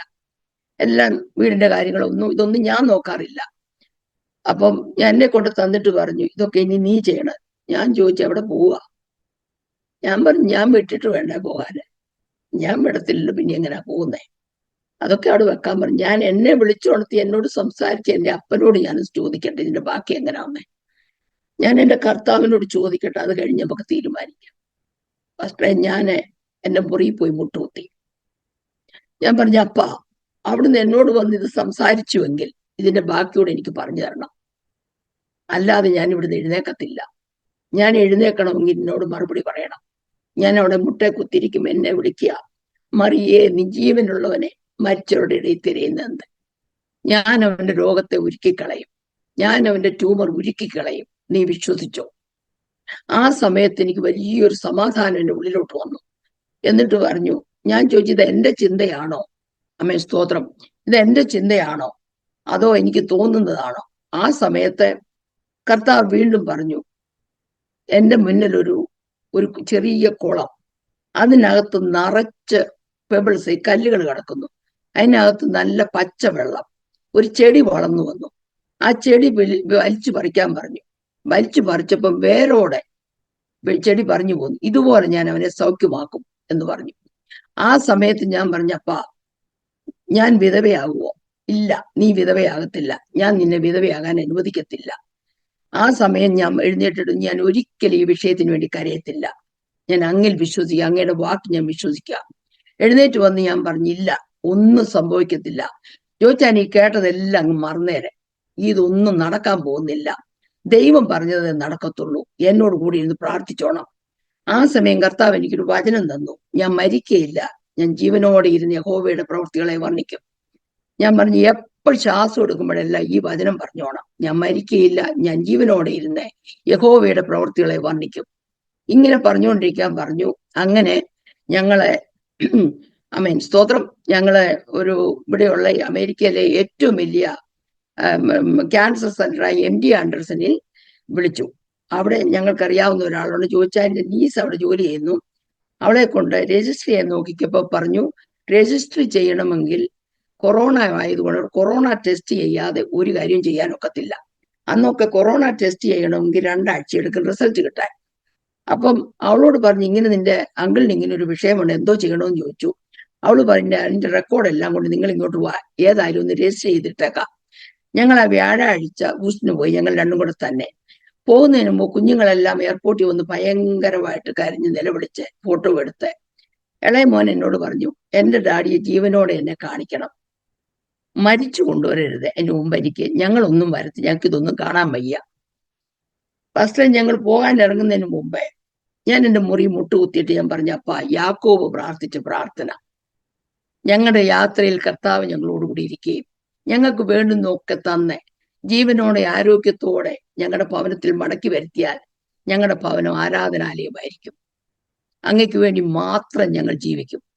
അത് കഴിഞ്ഞ് ഞങ്ങൾ MD ആൻഡേഴ്സണിൽ പോയി. അവിടെ ചെന്ന് വ്യാഴാഴ്ച അവിടെ ചെന്നു. ഞാൻ താഴെ ഇരുന്ന് പ്രാർത്ഥിച്ചുകൊണ്ടിരുന്നു. ഞാൻ പറഞ്ഞു, പോയി കിടന്നു, ഞാൻ കുറെ കഴിഞ്ഞ് വന്നേക്കാം. ഞാൻ അവിടെ ഒറ്റയ്ക്ക് ഇരുന്ന് പ്രാർത്ഥിച്ചാൽ എൻ്റെ പെങ്ങളുടെ മോടെ വീട്ടിൽ പോയി താമസിക്കുക.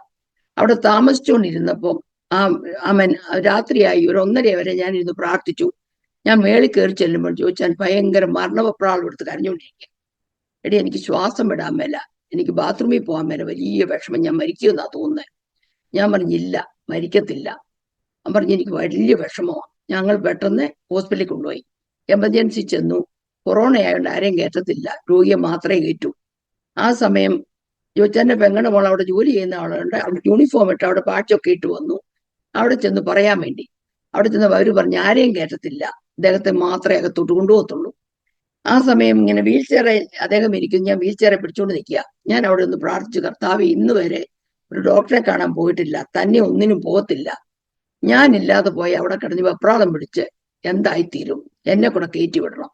ഞാൻ പ്രാർത്ഥിച്ചു, കർത്താവ് എന്നെ ഇൻവിസിബിൾ ആക്കണം, ഇവർക്ക് എന്നെ കാണാൻ വയ്യാത്ത പോലെ ആക്കണം, എനിക്ക് അദ്ദേഹത്തിന്റെ കൂടെ പോകണം. ദേവദാസിനെ ആ സമയത്ത് എന്റെ കർത്താവിന്റെ പ്രാർത്ഥന കേട്ടു. അവര് വന്നിട്ട് പറഞ്ഞു, നീ അവനെ കൊണ്ട് അകത്തോട്ട് കയറി വാ. ഞാൻ വീൽ ചെയറെ വെച്ച് ഉന്തി അകത്ത് കൂട്ടിയിരുന്നു. വെളുപ്പിനെ തൊട്ട് പല ടെസ്റ്റുകൾ ചെയ്തു, ഡോക്ടേഴ്സ് ഒന്ന് സംസാരിച്ചു, അതിനെല്ലാം ഞാൻ കൂട്ടുനിന്നു. എല്ലാം ഞാൻ സഹായിച്ചു കൊടുത്തു. ആരും എന്നോട് ഒരു ചോദ്യവും ചോദിച്ചില്ല. ഇത് കഴിഞ്ഞ് അഡ്മിറ്റ് ആക്കി. രാത്രി 9 മണിയായപ്പോൾ മുറി ചെന്നപ്പം അവിടെയുള്ള നേഴ്സസ് എല്ലാം കൂടെ ഭയങ്കര ബഹളം വെക്കുക, നീ എങ്ങനെ ഇതിനകത്ത് കയറിപ്പറ്റി, ഞങ്ങൾ ആരെയും ഇവിടെ വരുത്തത്തില്ലെന്ന്. അപ്പൊ ഞാൻ പറഞ്ഞു, ഞാൻ വെളുപ്പിനെ തൊട്ട് ഇവിടെ ഉണ്ട്. അവര് പറഞ്ഞു, നീ എങ്ങനെ ഇതിനകത്ത് സ്നീക്കിങ് ചെയ്ത് എങ്ങനെ ഒളിച്ചു കയറി? ഞാൻ പറഞ്ഞു, അല്ല, അവരെന്നെ രാത്രി വെളി വിടാൻ തുടങ്ങി. ഞാൻ പറഞ്ഞു, ഞാൻ പോകത്തില്ല, എന്നെ എടുത്ത് വെളി കഴിഞ്ഞാൽ ഞാൻ പോകത്തില്ല, രാവിലെ ഡോക്ടറെ കണ്ട് സംസാരിച്ച് ഇതിന്റെ ബാക്കി അറിഞ്ഞിട്ട് ഞാൻ പോകത്തുള്ളൂ എന്ന് പറഞ്ഞു. ഏതായാലും ഒരു രാത്രി എന്നെ സംബന്ധിച്ചു. രാവിലെ എഴുന്നേറ്റ് ഡോക്ടേഴ്സിനോട് ചോദിച്ചു. അവർ പറഞ്ഞു, ഞങ്ങൾ ടെസ്റ്റുകൾ ചെയ്യട്ടെ. ഇദ്ദേഹത്തെ അഡ്മിറ്റ് ആക്കി. അപ്പോഴും ഭയങ്കരമായിട്ട് നിലവിളിച്ചുകൊണ്ട് കിടക്കുക. ആ സമയത്ത് അവർ പിറ്റേ ദിവസം രാവിലെ ഞാൻ എന്നെ വിട്ടു. സൂമിൽ കൂടെ ഇങ്ങനെ ഓരോ കാര്യങ്ങൾ എന്നോട് പറഞ്ഞു തരും. അദ്ദേഹത്തിന്റെ പുറം കിഴിച്ച് 2 വശത്തും കിഡ്നിക്കകത്തോട്ട് ഓരോ ട്യൂബ് ഇട്ടു, നെഫ്രോസ്റ്റമി ട്യൂബ് ഇട്ടു. ആ ട്യൂബിൽ കൂടെ ഇച്ചിരിച്ച രക്തം മാത്രം വരും, ഇച്ചിരി 2-3 ഡ്രോപ്പ് യൂറിനും വരും. അവിടെ ഒരാഴ്ച അഡ്മിറ്റ് ആക്കി. പല ടെസ്റ്റുകൾ ചെയ്തു. അവരെന്നെ വിളിച്ചു പറഞ്ഞു, നിന്നോട് ഡോക്ടർ പറഞ്ഞത് തന്നെ ഞങ്ങൾക്കും പറയാനുള്ളൂ, ഒന്നും ചെയ്യാനില്ല, ശരീരം മുഴുവനായിപ്പോയി, ഇനി ഒരു ട്രീറ്റ്മെന്റും ഇല്ല. ആ സമയത്ത് തിരിച്ചു വിട്ടു. മരിക്കാൻ വേണ്ടി പറഞ്ഞു വിട്ടു. ഞങ്ങൾ ഒന്നും ഇനി ചെയ്യാനില്ല എന്ന് പറഞ്ഞ് തിരിച്ചു വിട്ടു. ഞങ്ങള് തിരിച്ച് ഞങ്ങളുടെ വീട്ടിൽ പോന്നു. 6 ആഴ്ച കഴിഞ്ഞ് വീണ്ടും ഞാൻ അപ്പോയിന്റ്മെന്റ് എടുത്തു. തിരിച്ചു ചെന്നു. ബ്ലഡ് ടെസ്റ്റ് ചെയ്യുമ്പോൾ ബ്ലഡ് ടെസ്റ്റ് എല്ലാം മാറ്റം വന്നു തുടങ്ങി. ടെസ്റ്റുകളെ ബ്ലഡൊക്കെ വളരെ വ്യത്യാസം വരാൻ തുടങ്ങി. വീണ്ടും ഈ ട്യൂബ് അപ്പോഴും കിടപ്പുണ്ടായി. 3 മാസം കഴിഞ്ഞ് വീണ്ടും ഞങ്ങൾ പോയി ടെസ്റ്റ് ചെയ്യപ്പോൾ അതിലും ബെറ്ററായി. ഇപ്പൊ ഡോക്ടേഴ്സിന് വളരെ അതിശയമായി തുടങ്ങി, ഇതെന്താ നടക്കുന്നത്. 6 മാസം കഴിഞ്ഞ് ചെന്നപ്പോൾ അവര് പറഞ്ഞു, ഇദ്ദേഹത്തിന്റെ പുതിയ കിഡ്നിയായി, ഒരു കിഡ്നി പുതിയതാ. ആ ട്യൂബ് എടുത്ത് ദൂരെ കളഞ്ഞു. ആമേൻ, സ്തോത്രം. കർത്താവിന് അവയവങ്ങളെ തരാൻ ഇന്നും പറ്റും. അവന്റെ പണിശാലയിൽ ഇന്നും അത്ഭുതങ്ങൾ നടക്കും. ആമേൻ, സ്തോത്രം. അത് കഴിഞ്ഞ് വീണ്ടും 6 മാസം ഞങ്ങൾ ഇടയ്ക്കിടയ്ക്ക് ഇങ്ങനെ പൊക്കോണ്ടിരിക്കുക. അങ്ങനെ ചെന്ന് 1 വർഷമായപ്പോ ചെന്നപ്പം ഞാൻ ഇങ്ങനെ പ്രാർത്ഥിച്ചുകൊണ്ടിരുന്നപ്പോ കർത്താവ് എന്നെ കാണിച്ചു തന്നു, മറ്റേ കിഡ്നിയിലെ ട്യൂബ് നൂരുന്നത് എന്നെ കാണിച്ചു. അപ്പൊ എനിക്ക് മനസ്സിലായി മറ്റേ കിഡ്നിയും ശരിയായി. അവിടെ ചെന്നു. ഈ ട്യൂബ് മാറാൻ വേണ്ടി ചെന്നപ്പോ അവര് പറഞ്ഞില്ല, ആ കിഡ്നി പോയി, അതിനി ഒന്നും ചെയ്യാനൊക്കത്തില്ല. ട്യൂബ് മാറ്റിയിട്ടു.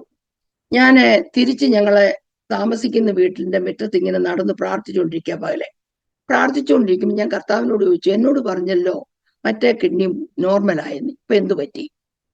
ആ സമയത്ത് ഡോക്ടർ വിളിച്ചിട്ട് പറഞ്ഞു, ഞങ്ങൾ പിന്നെയും ആ ടെസ്റ്റ് എല്ലാം ഒന്നുകൂടി ഒന്ന് പരിശോധിച്ചപ്പോൾ മനസ്സിലായി, ആ കിഡ്നിയും ശരിയായിട്ടുണ്ട്, തിരിച്ചു വരാമെന്ന് ചോദിച്ചു.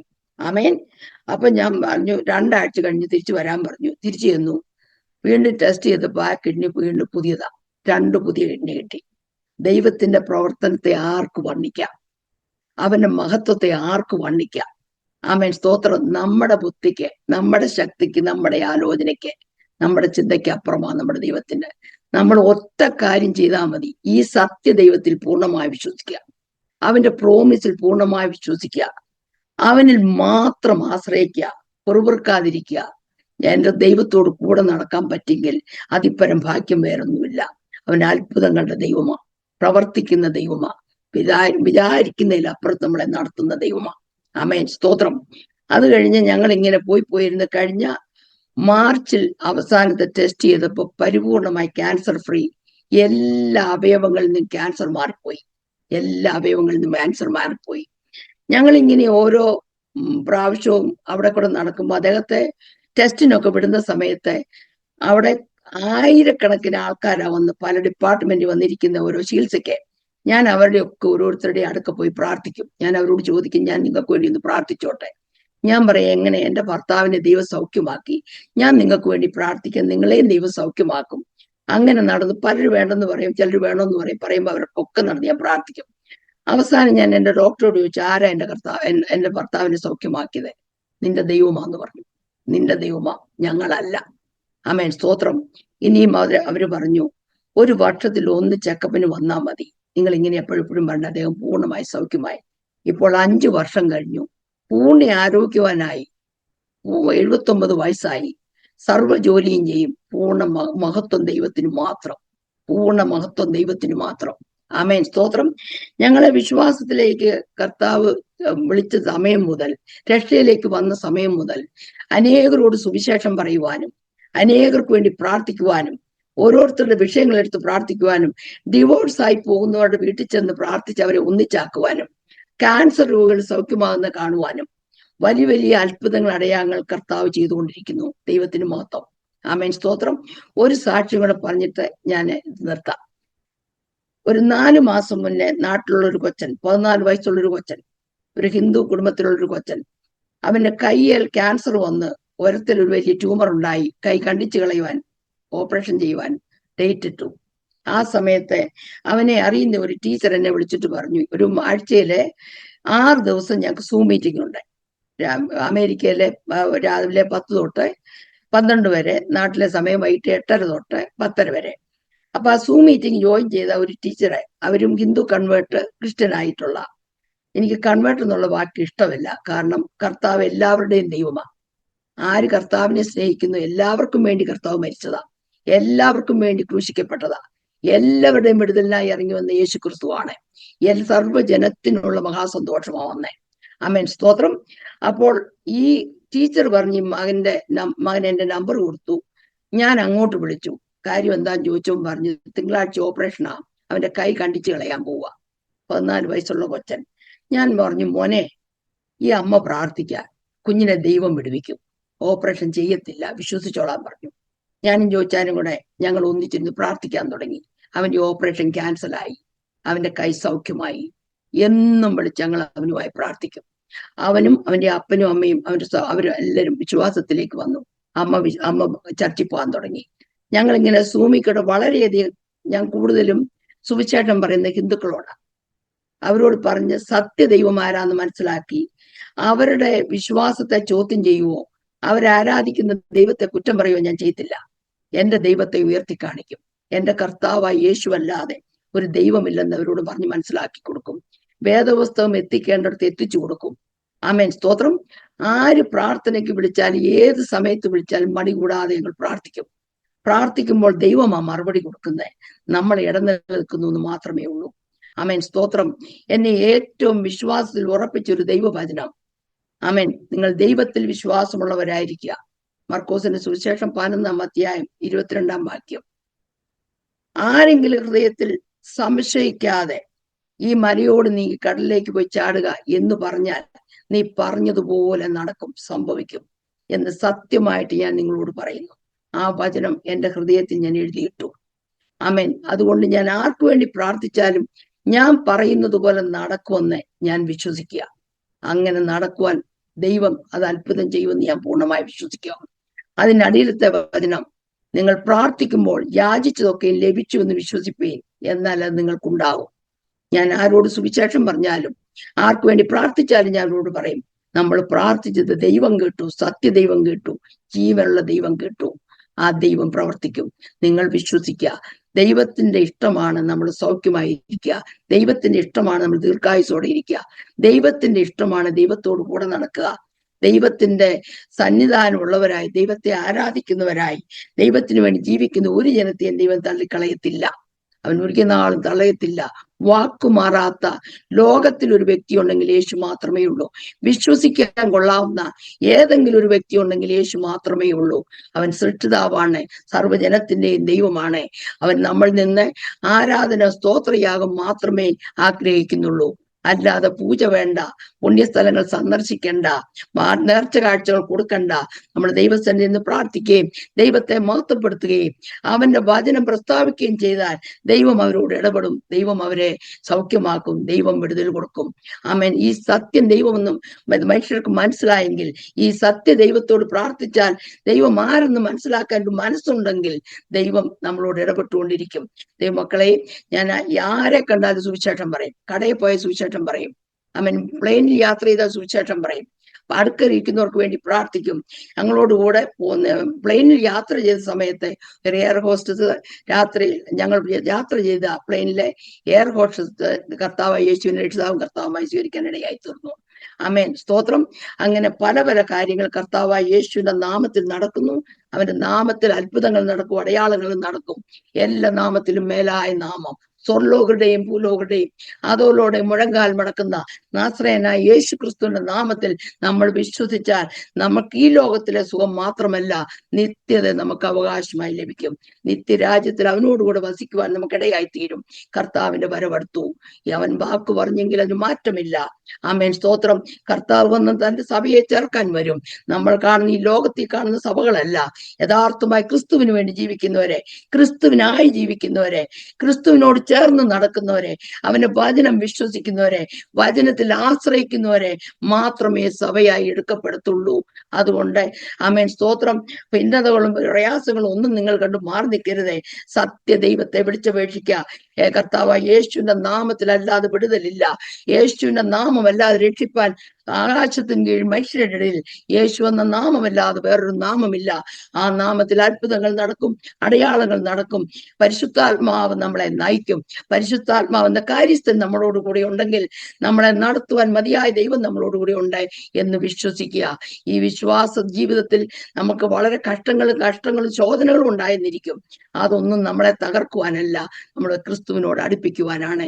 ക്രിസ്തുവിനോട് അടുത്തിരിക്കുന്നവർക്ക് കഷ്ടങ്ങൾ ഉണ്ടെന്ന് വിചാരിച്ചു, പക്ഷെ അപ്പുറം കടത്തുവാൻ മതിയായ ഒരു ദൈവമാണ്, മറുപടി തന്ന് നടത്തുന്ന ദൈവമാണ്. ദൈവമക്കളെ, ഞങ്ങളുടെ വിശ്വാസ ജീവിതത്തിന്റെ ഏറ്റവും വലിയ ആധാരം ആ ക്രിസ്തുവിലുള്ള വിശ്വാസ. എനിക്ക് ആരോട് സുവിശേഷം പറയാൻ പേടിയില്ല. ആരോട് മോത്ത് കയറി നിന്നുകൊണ്ട് ഡോക്ടേഴ്സിനോട് പറയും, പോസ്റ്റ് ഓഫീസിൽ ചെല്ലുമ്പോൾ പറയും, പോലീസുകാരോട് പറയും, പ്ലെയിനിൽ കയറുമ്പോൾ പറയും, സഹ കൂട്ടുകാരോട് പറയും, ഹിന്ദുക്കളോട് പറയും, മുസ്ലിങ്ങളോട് പറയും. അനേകർ രക്ഷയിലേക്ക് വരാൻ ഈ മിനിസ്ട്രി മുഖാന്തരം ഇടയായി തീരട്ടെ എന്ന് ഞാൻ പ്രാർത്ഥിക്കുകയാണ്. ലോകത്തിന്റെ അറ്റം വരെയും ഈ സാക്ഷ്യം കേൾക്കട്ടെ. ഇത് സത്യമായ വചനമാണ്, സത്യമായ സാക്ഷ്യമാണ്. സൗഖ്യമാക്കുന്ന യേശു, വിടിവിക്കുന്ന യേശു, സമാധാനം തരുന്ന യേശു, താങ്ങി നിർത്തുന്ന യേശു, നമ്മുടെ പിതാവ്, നമ്മുടെ രക്ഷകൻ, നമ്മുടെ കോട്ട, നമ്മുടെ ശൈല, നമ്മുടെ തല ഉയർത്തുന്നവൻ, നമ്മുടെ പരിചയ, നമ്മുടെ കൂട്ടുകാരൻ, നമ്മുടെ പിതാവായ ദൈവം. ആമേൻ, സ്തോത്രം. ശത്രുക്കളെ ജയിക്കുവാൻ യേശുവിന്റെ രക്തവും യേശുവിന്റെ നാമവും ദൈവിക വചനവും ദൈവിക ശക്തിയുമല്ലാതെ വേറൊരു ശക്തിയുമില്ല. ശത്രുക്കളെ ജയിക്കുവാൻ, പിശാചിനെ ജയിക്കുവാൻ നമുക്ക് കർത്താവായ യേശുവിന്റെ നാമവും അവന്റെ വചനവും അവന്റെ ശക്തിയും ഉണ്ടെങ്കിൽ നമുക്ക് ജയിക്കാം. ആമേൻ, സകലത്തെയും അധികാരം നമുക്ക് തന്നിരിക്കുകയാണ്. ആമേൻ, സ്തോത്രം. ഹല്ലേലൂയ. പാമ്പുകളെയും തേടുകളെയും ശത്രുവിന്റെ സകല ബലത്തെയും ചവിട്ടുവാൻ അധികാരം ഞാൻ നിങ്ങൾക്ക് തരുന്നു. ഒന്നും നിങ്ങൾക്ക് ഒരിക്കലും ദോഷം വരുത്തുകയില്ലെന്ന് വാക്കു പറഞ്ഞവൻ. ഒരു കാര്യം ഓർക്കണം, സാത്താന് നമ്മൾ കൊടുക്കുന്ന വിലയെ അവനുള്ളൂ, അല്ലെങ്കിൽ അവന് വിലയില്ല, അവന് അധികാരമില്ല. അധികാരം ദൈവമക്കളുടെ കയ്യിലാണ്. നമ്മുടെ അധികാരം എന്തെന്ന് മനസ്സിലാക്കിയാൽ നമ്മൾ സാത്താനെ ഭയപ്പെടത്തില്ല, മന്ത്രവാദത്തെ ഭയപ്പെടത്തില്ല, ആമേൻ, ക്ഷുദ്രത്തെ ഭയപ്പെടത്തില്ല, ആമേൻ, രോഗത്തെ ഭയപ്പെടത്തില്ല. നമ്മുടെ ശക്തിയോടെ വീറോടെ ദൈവവചനം വിശ്വസിക്കുകയും കർത്താവിന് വേണ്ടി ജീവിക്കുകയും ചെയ്താൽ ദൈവം നമ്മളെ അപ്പുറം കടത്തും. ആമേൻ. ഈ വചനങ്ങൾ സത്യമാണ്. ഞാൻ അനേകർക്ക് വേണ്ടി ഞങ്ങൾ ഒന്നിച്ച് പ്രാർത്ഥിക്കും. രാവിലെ തൊട്ട് രാത്രി 12 മണി വരെയും എന്റെ ഫോൺ അടിച്ചുകൊണ്ടിരിക്കും. അത്രയും സമയം പ്രാർത്ഥിക്കും. ദൈവം ഓരോരുത്തർക്കും മറുപടി കൊടുക്കുന്ന ദൈവത്തിന് മഹത്വം കരയറ്റിക്കൊണ്ട് ഞാൻ നിങ്ങൾക്ക് വേണ്ടി ഒരു മിനിറ്റ് പ്രാർത്ഥിക്കാം. ആമേൻ, സ്തോത്രം. ഈ സാക്ഷ്യം കേൾക്കുന്ന നിങ്ങളെ ദൈവം ധാരാളമായി അനുഗ്രഹിക്കട്ടെ. ആരെങ്കിലും എന്റെ സാക്ഷ്യം കേട്ടിട്ട് വിശ്വാസത്തിൽ വരുന്നതിനെ സംശയിച്ച് നിൽക്കുന്നുണ്ടെങ്കിൽ നിങ്ങൾ വിശ്വാസത്തിലേക്ക് കടന്നു വരണം. സത്യ ദൈവത്തെ ആരാധിക്കണം. യേശു മാത്രം ദൈവമെന്ന് വിളിച്ചു പറയണം. അവനോട് കൂടെ നടക്കണം. നിത്യതയിൽ എത്തിച്ചേരണം. നിത്യതയിൽ എത്തുക എന്നുള്ള ചെറിയ കാര്യമല്ല. സ്വർഗം ശരിയാണ്, നരകവും ശരിയാണ്. ഒന്നിൽ സ്വർഗത്തിൽ പോകും, അല്ലെ നരകത്തിൽ പോകും. സ്വർഗത്തിൽ പോകാൻ ഏകമാർഗം ഞാൻ തന്നെ വഴി സത്യവും ജീവനുമാണെന്ന് പറഞ്ഞ യേശു ക്രിസ്തു എന്ന നല്ല ഇടയനിൽ കൂടിയല്ലാതെ നമുക്ക് സ്വർഗത്തിൽ പോകാൻ പറ്റത്തില്ല. പിതാവിന്റെ അടുക്ക് ചെല്ലാൻ പറ്റത്തില്ല. മാനസാന്തരപ്പെട്ട് പാപത്തിന് വേണ്ടി ആമേൻ പരിഹാരം വന്ന് ജലസ്നാനമേറ്റ് ക്രിസ്തുവിനോട് ചേർന്ന് പരിശുദ്ധ ആത്മാവിനെ നയിക്ക് അഭിഷേകം പ്രാപിക്കുന്ന ദൈവമക്കൾക്കായി ഞാൻ ദൈവത്തെ സ്തുതിക്കുകയാണ്. ദൈവമക്കളെ, നമ്മളെ ഏൽപ്പിച്ചിരിക്കുന്ന ഏറ്റവും വലിയൊരു ദൗത്യമാണ് മറ്റുള്ളവരോട് സുവിശേഷം പറയുക. അതിനെ മടി വിചാരിക്കാതെ ചെയ്താൽ അനേകരെ നമുക്ക് രക്ഷയിലേക്ക് കൊണ്ടുവരാൻ പറ്റും. അങ്ങനെ നമ്മുടെ ഇന്ത്യ രക്ഷപ്പെടട്ടെ. ഈ ശബ്ദം കേൾക്കുന്ന ഏത് രാജ്യത്തു നിന്നാണോ അവിടുന്ന് അനേകർ ക്രിസ്തുവിലേക്ക് കടന്നു വരട്ടെ എന്ന് ഞാൻ പ്രാർത്ഥിക്കുന്നു. സ്വർഗീയ പിതാവേ, ഞങ്ങൾക്ക് തന്ന ഈ നല്ല സമയത്തിനായി സ്തോത്രം. കർത്താവേ, അങ്ങയുടെ സന്നിധിയിൽ ഇരുന്നുകൊണ്ട് ശക്തിയോടെ ദൈവം ചെയ്ത അത്ഭുതങ്ങളെ ദൈവത്തിന് മഹത്വം കൊടുത്തുകൊണ്ട് അല്പസമയം ദൈവസന്നിധിയിൽ താണിരിപ്പാൻ അടിയങ്ങൾക്ക് തന്ന കൃപയ്ക്കായി സ്തോത്രമപ്പ. പുകഴുവാൻ അങ്ങയുടെ നാമമല്ലാതെ ഒന്നുമില്ല. കർത്താവേ, ഞാൻ ജീവിച്ചിരിക്കുന്ന അങ്ങയുടെ കൃപയാണ്, ഞാൻ ശ്വാസമെടുക്കുന്ന അങ്ങയുടെ ദാനമാണ്, എൻ്റെ ആരോഗ്യം അങ്ങയുടെ കൃപയാണ്, എൻ്റെ കുഞ്ഞുങ്ങൾ, എൻ്റെ കൊച്ചു കുഞ്ഞുങ്ങൾ, എൻ്റെ ഭർത്താവ്, എനിക്ക് തന്ന ജീവിതം തന്നെ അങ്ങയുടേതാണപ്പാ. ഞാൻ ജീവനും കൊണ്ട് അങ്ങേക്ക് കടപ്പെട്ടിരിക്കുന്നു. സ്വർഗീയ പിതാവേ, ഇത്രത്തോളം താങ്ങി നിർത്തിയതിനായി സ്തോത്രം. ഇനി ജീവിതകാലം മുഴുവനും അങ്ങയ്ക്ക് വേണ്ടി ജീവിക്കുവാനുള്ള കൃപ തരണമേ.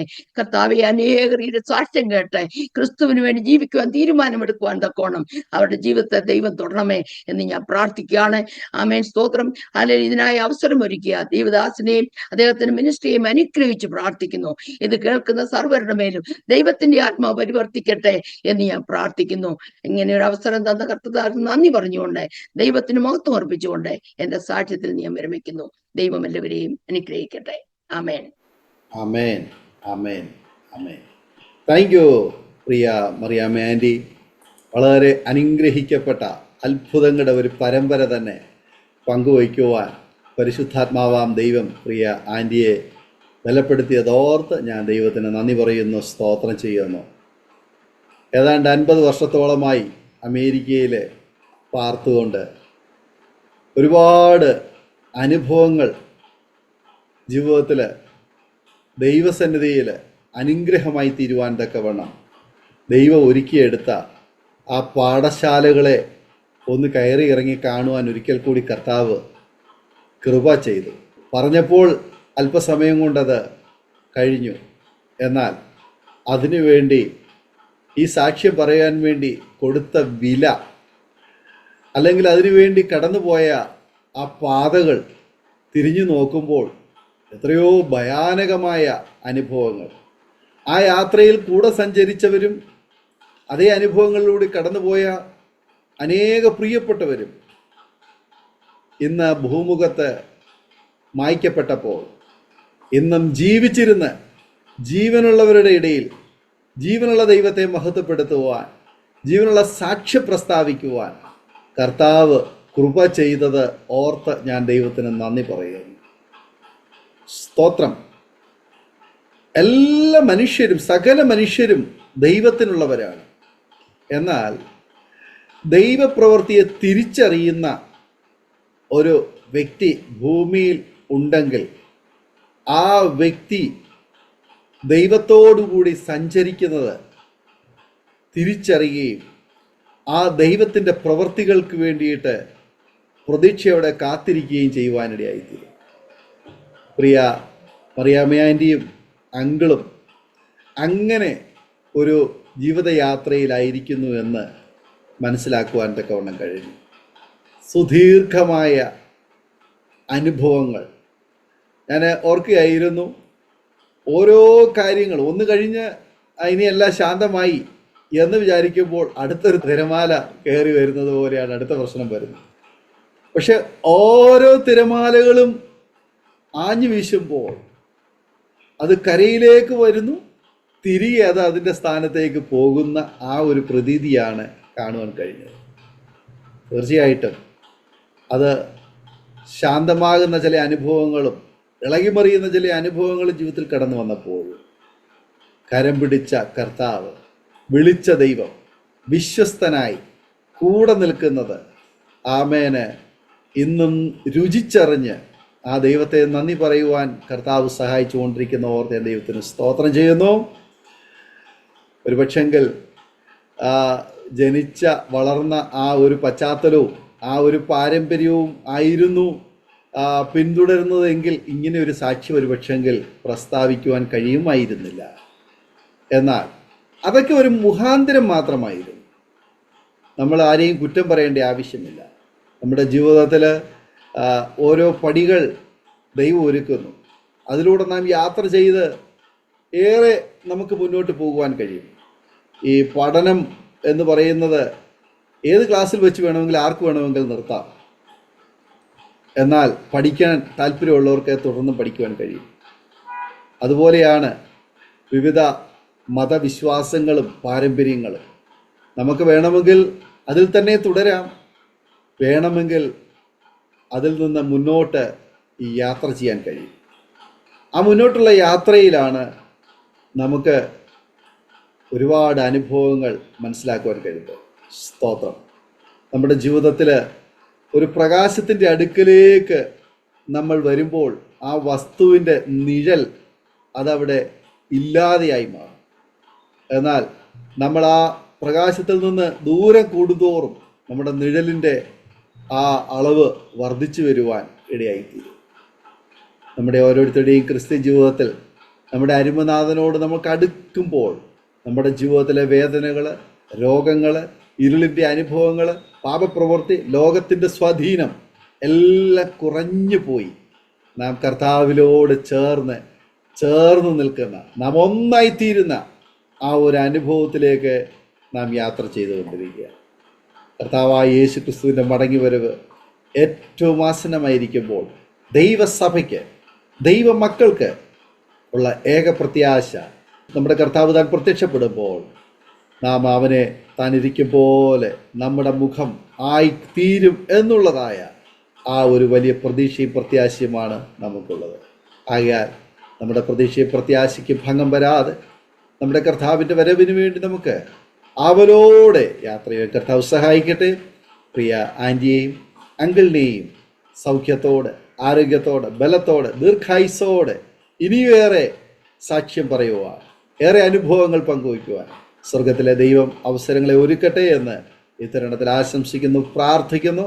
ഇത്രത്തോളം സമയം അരോമ ടിവിയുടെ ശ്രോതാക്കളോടൊപ്പം അനുഗ്രഹിക്കപ്പെട്ട ജീവിതാനുഭവം, ദൈവം നടത്തിയ അനുഭവങ്ങൾ പങ്കുവയ്ക്കുവാൻ സമയം വേർതിരിച്ചതിന് കർത്തൃദാസിയോട് കുടുംബാംഗങ്ങളുള്ളതായ നന്ദി, സ്നേഹം ഇത്തരണത്തിൽ അറിയിക്കുന്നു. അതുപോലെ തന്നെ അരോമ ടിവിയുടെ മാന്യ ശ്രോതാക്കളുള്ളതായ നന്ദിയും ഒരിക്കൽ കൂടി അറിയിക്കുകയാണ്. ഈ സാക്ഷ്യം നിങ്ങൾക്ക് വേറിട്ട അനുഭവമായിരിക്കും എന്നുള്ള കാര്യത്തിന് യാതൊരു സംശയവുമില്ല. നിങ്ങൾക്ക് അനുഗ്രഹമായി തീർന്നുവെങ്കിൽ നിങ്ങളുടെ സുഹൃത്തുക്കൾക്ക്, പ്രിയപ്പെട്ടവർക്ക് എല്ലാവർക്കും ഷെയർ ചെയ്ത് കൊടുക്കുക. അവരും കേട്ട് അനുഗ്രഹിക്കപ്പെടട്ടെ. അതിലൂടെ ദൈവനാമം മഹിമപ്പെടുവാൻ മുഖാന്തരമായി തീരുമല്ലോ. മാത്രമല്ല, നിങ്ങളുടെ വലിയൊരു അഭിപ്രായങ്ങളും നിർദ്ദേശങ്ങളും കമൻറ്റ് ബോക്സിൽ രേഖപ്പെടുത്താവുന്നതാണ്. നിങ്ങൾക്കൊരു പ്രാർത്ഥനാ വിഷയമുണ്ടെങ്കിൽ സ്ക്രീനിൽ കാണുന്ന വാട്സപ്പ് നമ്പറിൽ ഞങ്ങളെ വിവരം അറിയിക്കൂ. അരോമ ടിവിയുടെ ശ്രോതാക്കൾക്ക് വേണ്ടി എല്ലാ തിങ്കളാഴ്ചയും രാത്രി 9 മണി മുതൽ വിശിഷ്യാൽ പ്രാർത്ഥന നടന്നു വരുന്നു. സാക്ഷ്യം പറഞ്ഞ പല പ്രിയപ്പെട്ടവരും ആ മീറ്റിങ്ങിൽ സംബന്ധിക്കുന്നു. നിങ്ങൾക്കൊരു അനുഗ്രഹമായിരിക്കും. അടുത്ത അനുഗ്രഹിക്കപ്പെട്ടൊരു സാക്ഷ്യവും വചനചിന്തയുമായി വീണ്ടും കൂടി കാണുമ്പോഴേയും എല്ലാ പ്രിയപ്പെട്ടവർക്കും good bye. God bless you all. Amen. ഓർമ്മയുടെ മനോരഥത്തിൽ മായാത്ത ഓർമ്മയ്ക്കായി അരോമ മാട്രിമോണിയിൽ നിന്നും ജീവിത പങ്കാളിയെ കണ്ടെത്തൂ. നിങ്ങൾ ഒരു ക്രിസ്തീയ ജീവിത പങ്കാളിയെ അന്വേഷിക്കുകയാണോ? അതോ മക്കൾക്ക് അനുയോജ്യമായ ഒരു തക്ക തുണയ്ക്ക് വേണ്ടി പ്രാർത്ഥിക്കുന്ന വ്യക്തിയാണോ? എങ്കിൽ അരോമ മാട്രിമോണി നിങ്ങൾക്ക് വേണ്ടിയാണ്. ഇന്നു തന്നെ സൗജന്യമായി രജിസ്റ്റർ ചെയ്യൂ. അരോമ മാട്രിമോണിയുടെ പ്രത്യേകതകൾ: രജിസ്ട്രേഷൻ തികച്ചും സൗജന്യം. ലോകത്തെവിടെയുമുള്ള അനുയോജ്യമായ ക്രിസ്തീയ ജീവിത പങ്കാളിയെ തിരഞ്ഞെടുക്കാം. വിവാഹം നടക്കുന്നതുവരെ സർവീസ് ലഭിക്കുന്നു. ഏറ്റവും ചെറിയ പാക്കേജുകളും തിരഞ്ഞെടുക്കാം.